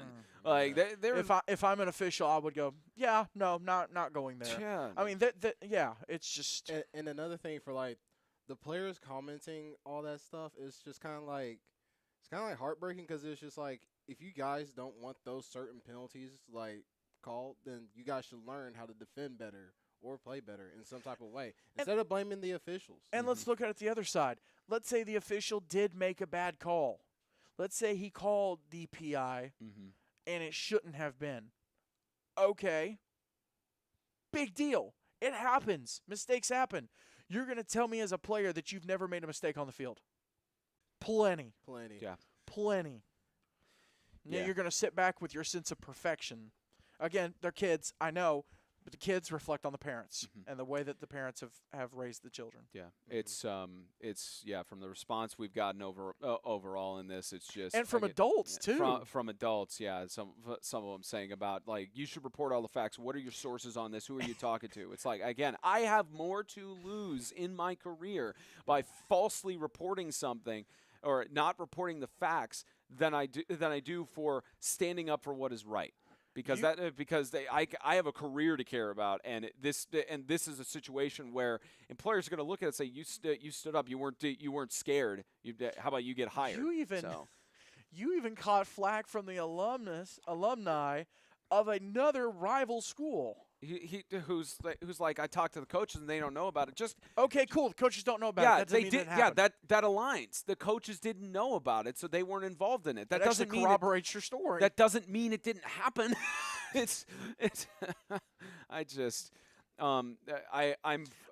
We have not officially been told of any punishment for FCA, if there is any. There are proposals tabled, but we're not going to speculate on those because they're proposed. But I would think that there are. I would hope that the league would take a firm approach to this. I don't know if they are or not. I'm not going to speak to that right now. But I will leave it at that. I hope they take this as seriously as the world outside of that little bubble takes it. I just hope yeah. they just more punish Hughes rather than the team. I agree hate with that. that because I That's know the only thing. there's possibilities that have been talked about. This isn't from the board. This is just from people that have talked in response to the story. Some people said they shouldn't be eligible for the playoffs. Here's the situation with that. Coaches didn't know. Athletic director didn't know. Players did not truly know. They should not be punished for this in terms of playoffs. Even though the FCA is 3-4, they have worked hard to get into the postseason. They worked hard to Coach get Johnson victory did over Providence. did a good job with Yeah, the team. and especially how difficult it is to win back-to-back state championships, to get back to the playoffs and everything. It's incredibly difficult. So for FCA to work hard and get to this point, they shouldn't be robbed of that just because of something their leader has done. I know that sometimes in football there's if one player screws up, the entire team gets punished, but this isn't the appropriate time to do that.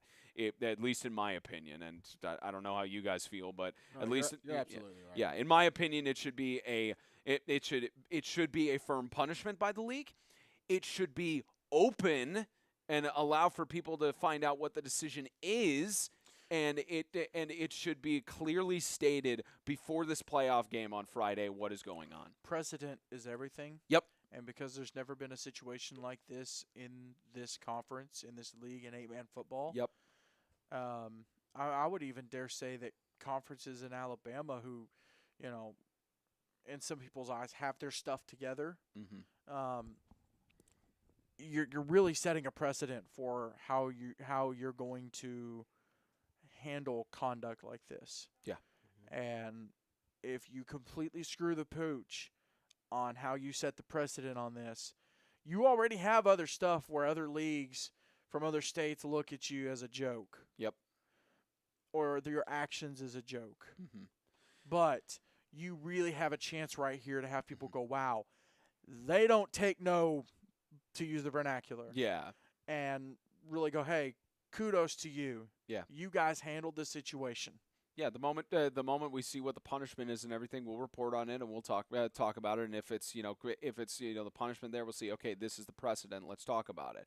But it's keeping. I've never heard of this from another conference. No, absolutely. I've heard of coaches filing a complaint after the game. Yeah, or maybe talking to the official, but nothing like this from an athletic director or a headmaster or anything like it. As far as a headmaster, they should be way above this level. Yeah. You look at headmasters from other, for instance, the TACS as another conference used to have football. They still have other sports. The headmasters in that very distinguished, very very above all headmasters in terms of when it comes to conducting themselves like this. Yeah. And even in this conference, there's some great headmasters. I've had the opportunity to interact with some of them. Great. And then there's just some bad apples. Unfortunately, that's the case, but it's just what we have to deal with right now. Again, it's one of these situations for us that, like, as members of the media, you don't want to see this kind of story. You don't want to see this come out in any way, shape, or form. It doesn't matter who it is. Has nothing to do with it being FCA. And look, again, we'll acknowledge we have made slights on the show towards FCA's broadcast and towards FCA throughout the season. That's happened. We made jokes. Doesn't reflect why we ran the story. Joke. Yeah. At least we actually make jokes. And not at least we're able to have humor. I'll make and jokes laugh all about day, and guess what? I'll still take my time on a Thursday night and sit down and watch a game. Yeah, exactly. We'll still take the time for it, but yeah, it's just very disappointing right now. Very disappointed to see this, and again, John Horner, Jordan Flanders, what you're doing is illegal in keeping your meetings closed and not giving us the Zoom links or providing us with meeting notes or anything along those lines. We legally, as a member of the media, have the right to do that. And one call to the Secretary of State, and they could conduct an investigation almost immediately because your 501c I would status. almost say the rest of the board if no one's speaking up. Yeah, if nobody's speaking up as well, the rest of the board is just as liable because it starts from the top and who's on the documents. However, it's illegal, and you being closed and hush hush and not talking about these things or keeping us informed because because again, we've been critical. We've been critical of John and Jordan. That's true. We've been critical, but it's only because of the lack of communication that we've gotten, and we haven't gotten responses within 24 to 48 hours on a consistent basis. And it's always been we hear it secondhand through somebody else, or we don't get these clarifications. It's disappointing. It's disgusting. And it's because they're not getting paid. Yeah, and it's because they're not getting paid. If you are focusing on the things that are that you are paid for, it's like I said earlier. Why would you sign up for a volunteer position if you cannot fulfill it to the best of your ability? That's a bad reflection on you two for being in that position and not being the leader that the conference needs. And more importantly, it's like, oh, I got 50 other things to go on. Resign. Because if you can't handle the responsibility, it looks better on you as a human to say, I can't do this. I cannot step up to the plate. I've got other things on my mind right now. It's more respectable for you to do that than to be in this situation where you're not communicating, you're not talking about these things. And every year we've tried to build a relationship with the conference. We've sent a proposal every year, and every year it's just been shot down or put on the back burner, not talked about or anything. And we tried to establish this relationship, but now we're at the point where we're just doing this for the players. We're not doing it for the board. Because we won't scratch their backs. Yeah. You have to release the power. Yeah. Let it go. Yeah, it's the impression that you give to the public and to us right now is that you are on a power trip, and because you don't have control of other things in your life, you want control of something, but yet you want to shirk responsibility just so you can try to make yourself look better. Well, all eyes are on Hugh Harris right now for what he's done, and all eyes are on the TSIAA for what they are supposed to do, specifically on John Horner and Jordan Flanders for what they're supposed to do, and maybe some other board members, depending on what their decisions are behind the scenes. But specifically, hopefully speaking up. Yeah, hopefully speaking up and saying something. But it's right now, it's a sticky situation. I know it's not easy, but being upfront and communicating honestly with yourself and others, that's the only way you're going to get out of this properly, and that's what we've done. I find it funny how some people have claimed behind the scenes that to justify our behavior, saying, oh, we're so young, you have a mortgage and 2 kids and a marriage, I'm in graduate school, I gave up 12 hours of my salary on Saturday to wait for you guys, and yet you can't be adults over the rest of us. It's ridiculous. It's absolutely ridiculous. Okay, now that we brought the room down, and burnt the barn down, that's all we're gonna say on the subject. I'll let you guys know as soon as I hear something on this. But right now, that's all we know. All we know is that we were trying to get into the board meeting. They refused. It's legal. They told us we were going to have a conference call. That didn't happen, and we're just waiting on an official decision for these things right now. So now it's a tough situation. Okay, that wraps it up here. We do not have unless did you get the NHSA rankings today, James? No, because we have an early show. Okay, yeah, because the early show they usually wait. So because it's later in the day, they have more time to put them together. Usually we talk about the NHSA rankings at this point, but we won't be able to. We'll make sure to share it on all social media platforms when the updated ranks come out. But I do want to look at it real quick. I want to speculate. I don't want to speculate, but I do want to. Let's see. But at least from last week, Grace Baptist is going to stay at number 1, a convincing fashion victory against the Tennessee School for the Deaf. I'm sure the same top 4 rankings are going to stay consistent. But again, shout out to Hank St. Dennis and company for doing such a good job with the rankings and keeping those consistent and everything. But yeah, you look, Evangel is going to stay up there. So Grace is going to, yeah. Grace and Evangel are going to stay up there. I believe Russell Christian got a victory. I know James will look that up. But looking right now. Likely they're going to stay. Freedom definitely going to stay up there, and maybe they'll jump over Russell if Russell's lost. Ezekiel, they're going to stay up there. Franklin Christian, they might move down a spot. They have to. Yeah, because with Lancaster winning. Yeah, with Lancaster winning, FCA losing. Yeah, it's going to be a leapfrog situation there.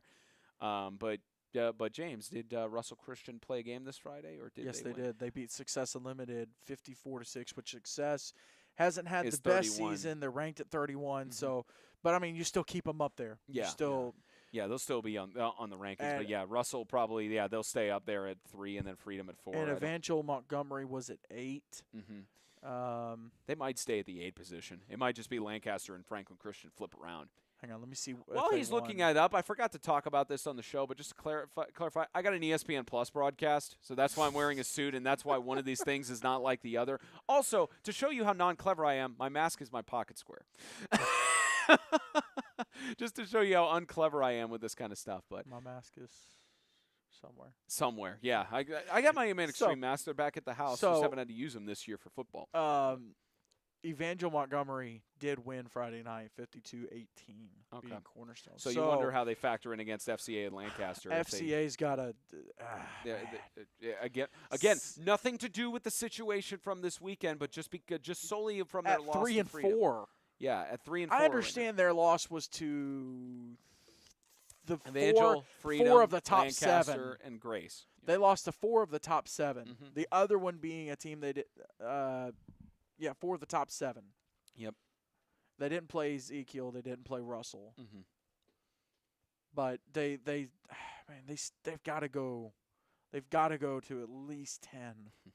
I was thinking the same. To be fair, South Haven lost, so you can drop South Haven a little bit. Yeah. Losing to Lancaster. Southern Prep lost. Yeah, they're probably. Lighthouse Homeschool won. So Lighthouse Homeschool will probably go into that 10 slot. Christian Community had a bye week. So they might stay in the same position. They might be gridlocked at 9. But if you want to leave Providence where they are, because they did win, 14, they did win, but they beat Lighthouse. The lowest I would go with FCA is 13. Yeah. Right. I would move them down below Southwest Louisiana Homeschool out of Lake Charles, who are sitting at 5-1. The lowest I would take them is 13. I mean, you can't go any further than that. No, you can't. But Tennessee Heat are going to go down. They're on 23. They'll go down after that loss, maybe to 25. But Ezel Harding, they lost even closely against Sacred Heart. I wonder if Sacred Heart maybe leapfrogs Ezel Harding on the rankings after that. So the talk I've heard about Florida is that they're still going to do 2 divisions. Okay, it's going to be Division 1, Division 2. Again, Division 2 will be ranked off.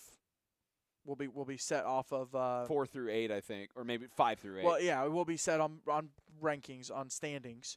So we give the league a hard time for doing a D2 off standings, but you also have 10 teams, and you're trying to put all of them in the postseason. Yeah, they're picking 8 out of 43. So I mean that's pretty good pool. D1 I think is going to end up being Grace, Evangel, Freedom, and maybe Evangel Montgomery. Maybe. If they go down to Florida. If Ezekiel beats Evangel for the title, then Ezekiel will go to that D1. Your D2, I think, will end up being Southern Prep, Tennessee Heat, Westminster Christian out of Louisiana. They've been in talks to go. And I think you could possibly get – if Ezekiel goes D1, then you put Evangel Montgomery in D2. If they don't, you put Evangel Montgomery in D1, move Ezekiel to D2, and then there's your 8 games. Obviously, it depends on if all the teams go down, of course. Right.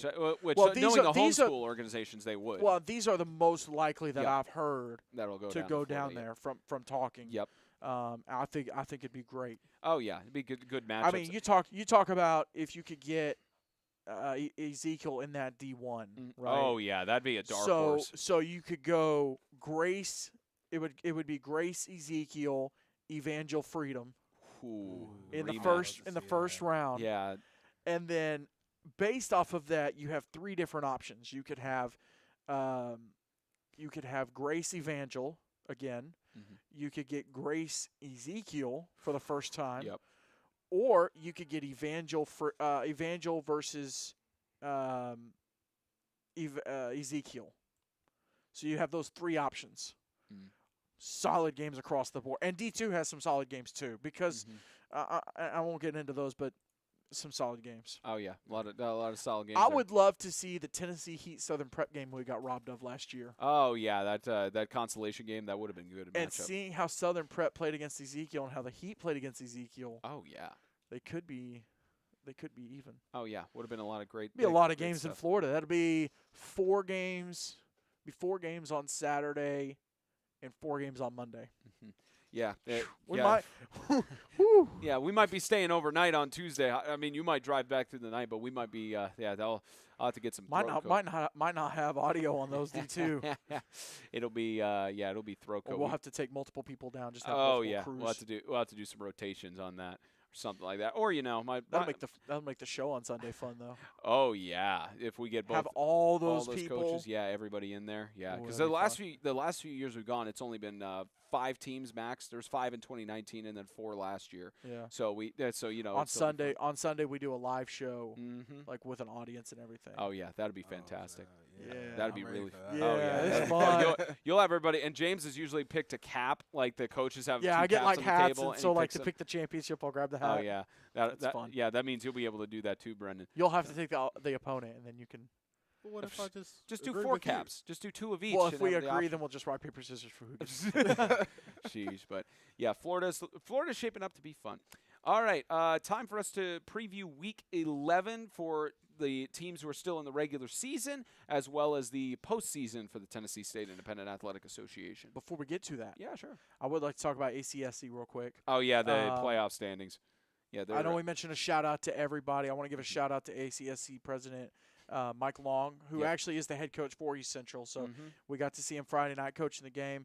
Have a lot of fun to talk to him and that conference. I did recently find out that they won't be able to have that championship game on Thursday. Okay. So that game will be on Friday. So as of right now, we will have ACSC championship on Friday between Ezekiel and Evangel, and then on Saturday we'll have the Tennessee State Championship. Yeah, Conference between championship. whoever ends up going to that. But yeah, that should be fun. We'll be able to go down to because it's Ezekiel hosting it. Yeah, So it'll probably be at Wetumpka. Yeah, so we'll go down there. That'll be fun to cover their state championship for the first time and everything. So that'll be. Wetumpka. I can't watch the two kids play. Oh yeah, Evangel Oh, Ezekiel. yeah, Yeah, right. that rematch of the national championship for the third time. Or second time after the national championship, and then could potentially get a third time matchup in Florida, depending on how things play out. Which that would be fun. something special. But all right, let's get into follow along on your helmet schedules from top to bottom for predictions. We start with the regular season games. Technically, playoff implications on these, even though the bracket is pretty much set with the way things have played out. Evangel travels to East Central Homeschool. And this matchup, James, you guys saw him on Friday against the Lighthouse Homeschool Warriors. Tough loss to Coach J.J. Duarte and company. But Evangel, after coming in odd after that win against the Tennessee Heat. So time for predictions. I don't think Evangel's going to struggle with East Central. East Central has a very bright future ahead of them. They have some great players. I don't see them struggling. I don't see Evangel struggling with them at all. All right, you got Evangel taking the win. I got Evangel. Brendan? I'm going Evangel. Well, watching light up the scoreboard again. Yeah. Well, that same decision on that one. Ezekiel Academy, another divisional matchup again. Doesn't affect the playoffs because everything's locked in at this point, but they will host Southern Christian High School Patriots. And James given his signature symbol of the W. Brendan? How many Patriots teams are there? South Haven. There's 2. Southern Christian. Oh, overall? Yeah, overall. South Haven. Southern Christian. East Central. East Central. Out of the teams we covered, just one. But you do have multiple Patriots. It's a popular name for. I mean, okay. It's just it's just like last year we had 3 Knights teams: Riverside, Classical, and Sacred Heart. Yeah, three Knights. Now we have just two, but yeah, there's 3 Knights teams. So okay, sorry for breaking that for. Break it down. Ezekiel Academy. There's 2 grown men on that team. Yeah. Payne Leach and Corey Murphy. Yeah, in that defense, good luck. So yeah, Ezekiel Academy hands down. Yeah, Ezekiel. And if this game does get played, because the game they were supposed to play against Evangel, they had COVID issues. Just got two updates actually. Looks like the TSIAA's Twitter has tweeted out middle school volleyball playoffs start Monday. Good to see him active on social media after all we just said. But we did get sent the NHSA rankings updated, so we'll just go quickly through that. Grace is at 1, Evangel is at 2, Russell is at 3, Freedom Cowboys 4. Ezekiel Academy is at 5. Where's it? It's in our email. Ezekiel Academy is at 5. Lancaster Christian is at 6. And Franklin Christian is at 7. So those spots did swap with Lancaster going over them. FCA's got to go lower. Evangel Montgomery is at 8. Christian Community stays at 9 with the bye week. South Haven is at 10. Lighthouse Homeschool 11. So that didn't swap either. Interesting stuff there. The SWLA Homeschool at 12. Southern Prep 13. Providence Christian at 15 with the win. And at least out of the other teams we cover, Sacred Heart is at 23. So they moved up a little bit. Tennessee Heat down to 25. We talk about the Pack Panthers a little bit. Don't cover them fully this year, but Pack Panthers are at 26. East Central at 29 after the loss. Lighthouse Christian in Antioch is at 30. And most of the other rankings are pretty much the same. So that's what we're looking at through the weeks. Okay, anyways, you guys both pick Ezekiel Academy on that matchup. All right, Freedom Cowboys will host the Carolina Wildcats at home on Friday before the Independence Bowl. James, who you got in this one? This is your week-to-week prediction now, too. No, I picked this one. Oh, yeah, it is week-to-week because I didn't get to pick this one. Yep. You know what? Oh, boy. How about them boys taking the Cowboys? He's reflecting the Stephen A. Shannon personality. Taking the Freedom Cowboys on this one. Does that mean if the Cowboys lose, you'll come in with a cowboy hat and just start laughing? Is that if it's Stephen A. Shannon? I don't care about it that much. Okay. Fair enough. Fair enough. Because that would be bulletin board material. What is James about to do? Oh, he's just readjusting his hood. Oh, okay. Yeah, I just had to show off. All right, who you got in Freedom Carolina Wildcats? Oh, them Cowboys, obviously. Got them Cowboys. Very dominant team, and they'll continue to be dominant. What's the song say? We them boys. All right, the Lighthouse Homeschool Warriors conclude the regular season as they host the Tennessee Heat for a first-time matchup between those two teams. James, does Ryan Scott and the collective bunch of the Tennessee Heat get the victory against J.J. Duarte, or do the Warriors manage to get 2 victories in a row? That's 2 victories in a row. They're not going to struggle with the Tennessee Heat. I'm taking Lighthouse Homeschool. That Warrior Pride, baby. Let's go. Lighthouse Warrior Pride. All right. And for Southern Prep, they travel to Trinity to collide with that homeschool program. Used to be Hope Christian, as you mentioned. Yep. Who is taking the victory in that one? Them Fighting Rangers. Fighting Rangers. You got to come fighting back after getting just slapped by Ezekiel Academy. All right, Brendan. You got the Fighting Rangers. I got the Fighting Rangers coming back and probably beating that team in the worst way possible. Oh, and Sacred Heart. And Sacred Heart did pick up their game this weekend against Memphis Nighthawks. Yeah. All right, who you got in that one? I'm actually going to take the Memphis Nighthawks. Ooh. He's got the Memphis. Taking Memphis Nighthawks. Even after that close victory against Ezel Harding. Why do you have to keep readjusting the hood? We saw what they did to the Tennessee Heat. And the Tennessee Heat will beat Sacred Heart. And then we saw what Memphis Nighthawks did to the Tennessee Heat. Yeah. So it's not going to be Taking pretty. Memphis. What do you think? I still have Sacred Heart winning it. Lightning and Thunder. Fair enough. Wrong. Fair enough. Split on that one. All right, we get into favorite time of the year, the playoff bracket for the Tennessee State Independent Athletic Association, and it is the quarterfinals, the first-round games to determine who is going where. All right, we will start out. Actually, James, which would you rather start out with, the South hosting team or the North hosting team? Doesn't matter to you? Doesn't matter to me. Let's all go down south there. We're going to make somebody go down south. Let's all go down south. We're going to make somebody mad anyways. All right, we're going down south, and I don't discriminate. We're going down south for this one. All right, the Colts of Christian Community await the winner of Lancaster Christian and Ezel Harding. And as far as we have been told, both of these games are on Friday night. We not only have we asked, but the officiating coordinator has asked for one of these games to be on Saturday so that they can have the best officials of both games. Apparently, the schools don't want to play on a Saturday, which is frustrating. But you know what? It's nothing we can do about it. Maybe they should move up their game to a Thursday, or do something like that.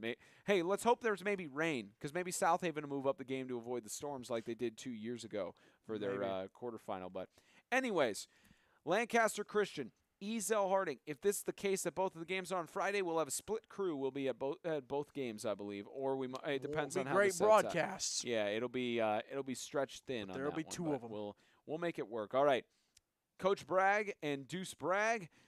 Deuce Bragg looking healthy as he did on Friday night. They will host the Ezel Harding Eagles. The Eagles have Coach McGee back after him being out with sickness in their regular season matchup in Smyrna. It's the same story over again, where it's a rematch in Smyrna for a chance to be in the semis against Christian Community. So, all right, James, it's now a week-to-week prediction here, and you're going to make some people upset.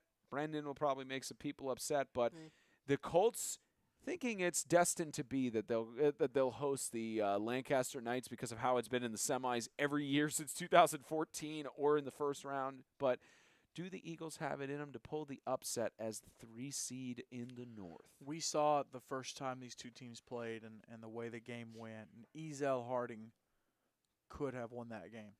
Mm-hmm. Very likely could have won that game. Deuce Bragg was playing in that game.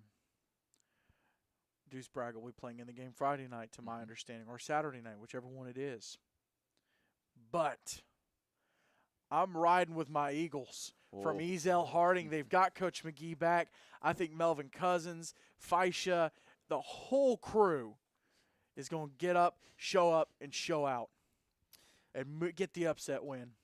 Taking Ezel Harding. All right, James with Ezel Harding. Brendan, now that we're into the playoffs, time for you to be on full display here. I'm actually shocked by his pick because I honestly was thinking the same. I really think Cousins and everybody else will get it together, and thanks for that coach coming back. They'll have that energy, and they'll have that fight to go in and win this game. It'll set up for a rematch of the North teams from in the regular season. And a whole lot of smack talk from Lancaster if they win. Oh, yeah, Lancaster, a whole lot of smack talk from them. Or maybe nothing since Coach Bragg won't talk But guess to us, what? They ain't going to win. Never say never. Justin Bieber. You bring up a Justin Bieber reference on the show again. Baby. No. Just no. The Golden Eagles of Grace Baptist have a bye week. They await the winner of the number 2 seed in the North, the South Haven Christian School Patriots, hosting the Franklin Christian Academy Falcons. Not the place that they imagined, that both of these teams imagined they would be. You're laughing at something. All right. You know what Hugh Harris could ask? What's that? Is it too late now to say sorry? Wow. Yes. Wow. Yes. Wow. Yes. Audrey doesn't think it's funny. Yeah. Wow. What? I get it too. I'm not. Wow. I guess we have to have 2 serious people in the room. I guess. James Shannon, everybody. Okay. Grace Baptist, the Golden Eagles, they await the winner of the South Haven Patriots and the FCA Falcons. Not a situation either of these teams thought they would be in. They thought they'd maybe be facing off against each other in the state championship again, or maybe in the semis. But in a winner-take-all game, this is for the chance to collide with the Golden Eagles. And South Haven has not faced Grace Baptist before. FCA has, and that was a close game, so it could shape up for an interesting semifinal if it plays out that way. But, Mr. Shannon, this is in Springfield. This is on the not the 40-yard width. It's 53 1/3, and it's 80 yards and everything. So, who is going to face off against Grace Baptist in the semifinals? Both these teams are coming off losses, and not pretty losses either.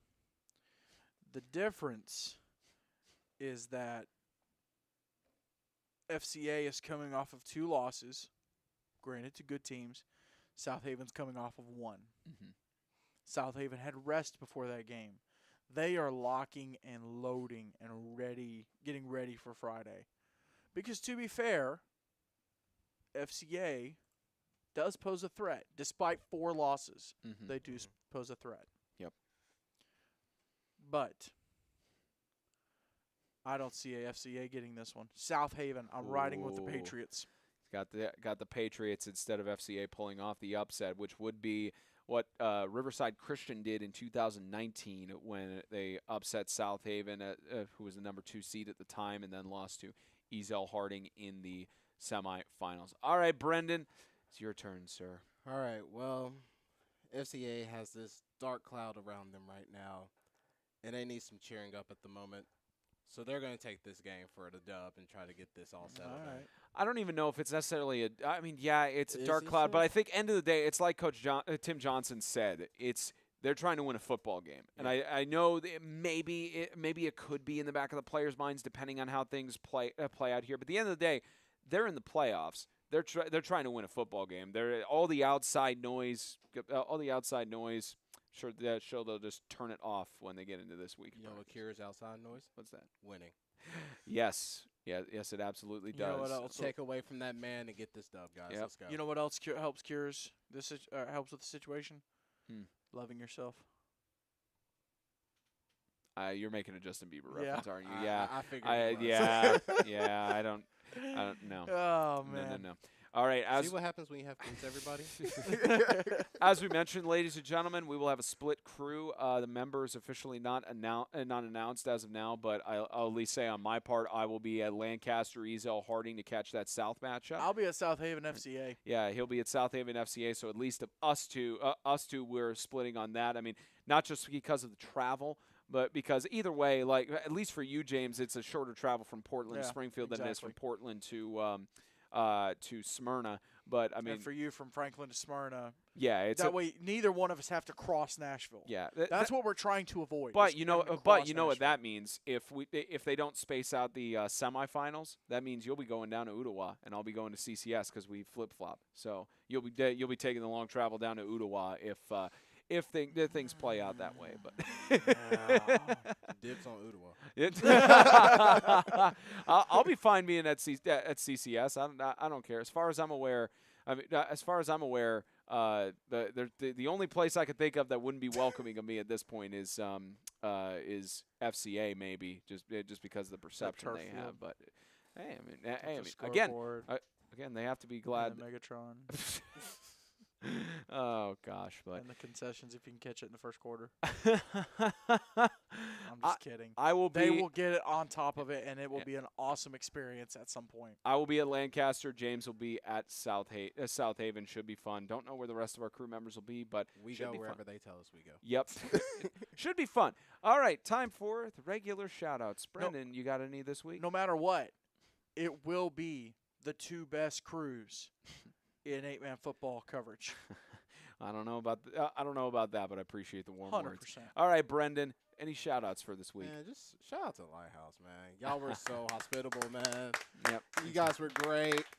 Fans, students, players, everybody there, man. Just lovely, beautiful place. We need to cover you guys more. I do agree. Yep, sure we need to will. cover a lot of people in Alabama because we've had East Central ask us what we need to do. So, yes, we will come to y'all whenever we can possible. And also shout out to my friend. Happy 30th birthday, bud. The venue was phenomenal. Mhm. I love that field and the setup. It's just the internet. Yeah. So bad. Maybe if they actually get some internet out to the field, that'll make the Or if we experience bring better. AT&T or something AT&T like that. hotspot, yeah. Yeah. Or if you send a complaint to Verizon and say, hey, there was no signal at this field, maybe they'll put a tower in the area. Who knows?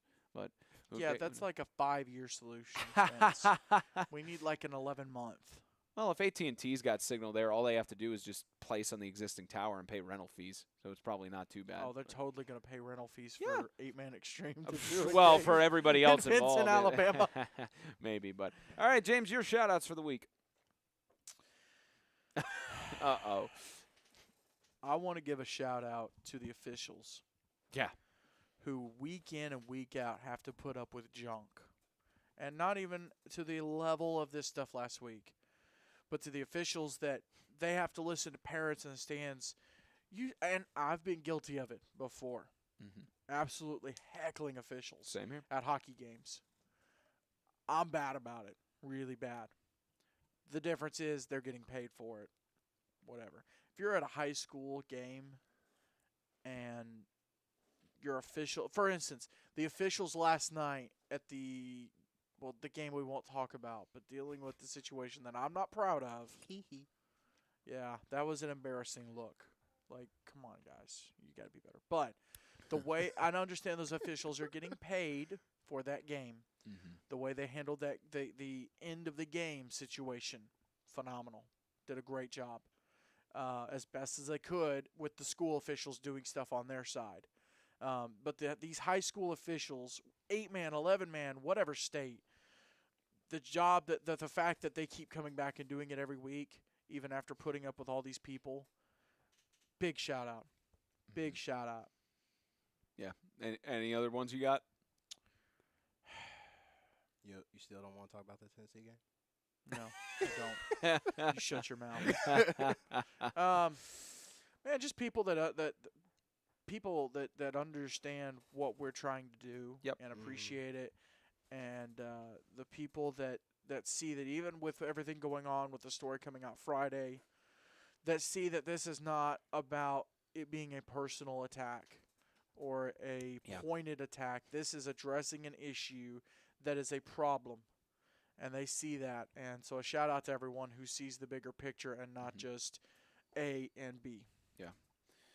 Special shout out as well to reflect what you said about the officials and everything they have to go through as well, because especially what I was told when they saw that fake check, the officials were ready to walk. They during that Freedom game, they didn't want to officiate the rest of them, and kudos to them for pushing through that, still doing the game, and being the better people in that situation. Shout out Brennan handling the driving Friday night. Oh, thank God. I'm used to doing all the driving, and it was what?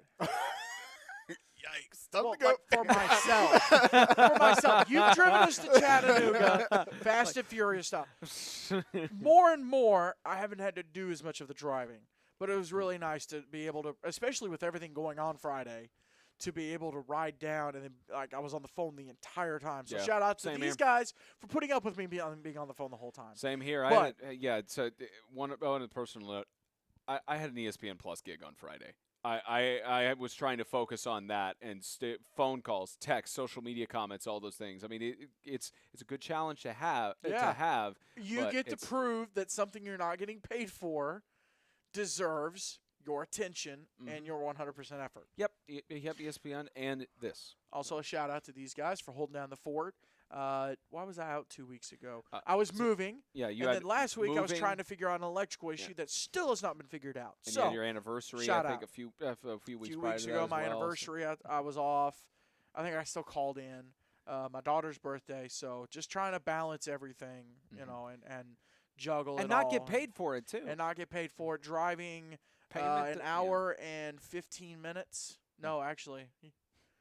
Yeah, about an hour and 15 minutes to get to one the way studio, to get to the studio. So that's shout out. Part of the sacrifices and everything. Yeah, shout out to those who get what we do, and those who get what we do, who understand we're the press and deserve to be in the press box.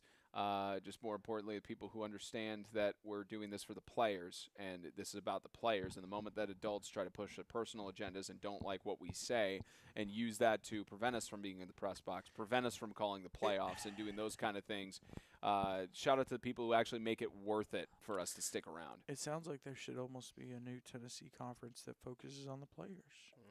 Absolutely. Dun. It's either that or new leadership. It seems like there should be a conference in Tennessee that focuses on the players. That's it's either that or new leadership. Was that foreshadowing? Overhaul, maybe. Was it a tease? Maybe. I don't know. I don't know. But yeah, that's that is gonna do it for Extreme Talk presented by GracePointe Healthcare. Audrey, do you have any shout-outs? Oh yeah, Audrey, any shout-outs or anything? Oh, just Brennan Lighthouse Drive. for the shirt. Yeah, just Lighthouse for the shirt. And the food. All right. Note to self: we are getting a microphone for Audrey for future shows. Have it on standby so she can chime in. So we're doing that for the future shows. That's going to wrap it up for Extreme Talk presented by GracePointe Healthcare, fueled by Fairlife Core Power Protein, financially supported in part by First Horizon, and sponsored by Crumble Cookie, as well as Iceberg Plumbing, Heating, and Cooling. Again, going old school with the theme today because not installed on this one. So for James Shannon, for Brendan Daniel, for Audrey Green on the other side of the camera, and Jerry Jr., thank you so much for watching Extreme Talk. Friday will be at both quarterfinals for the TSIAA. See ya!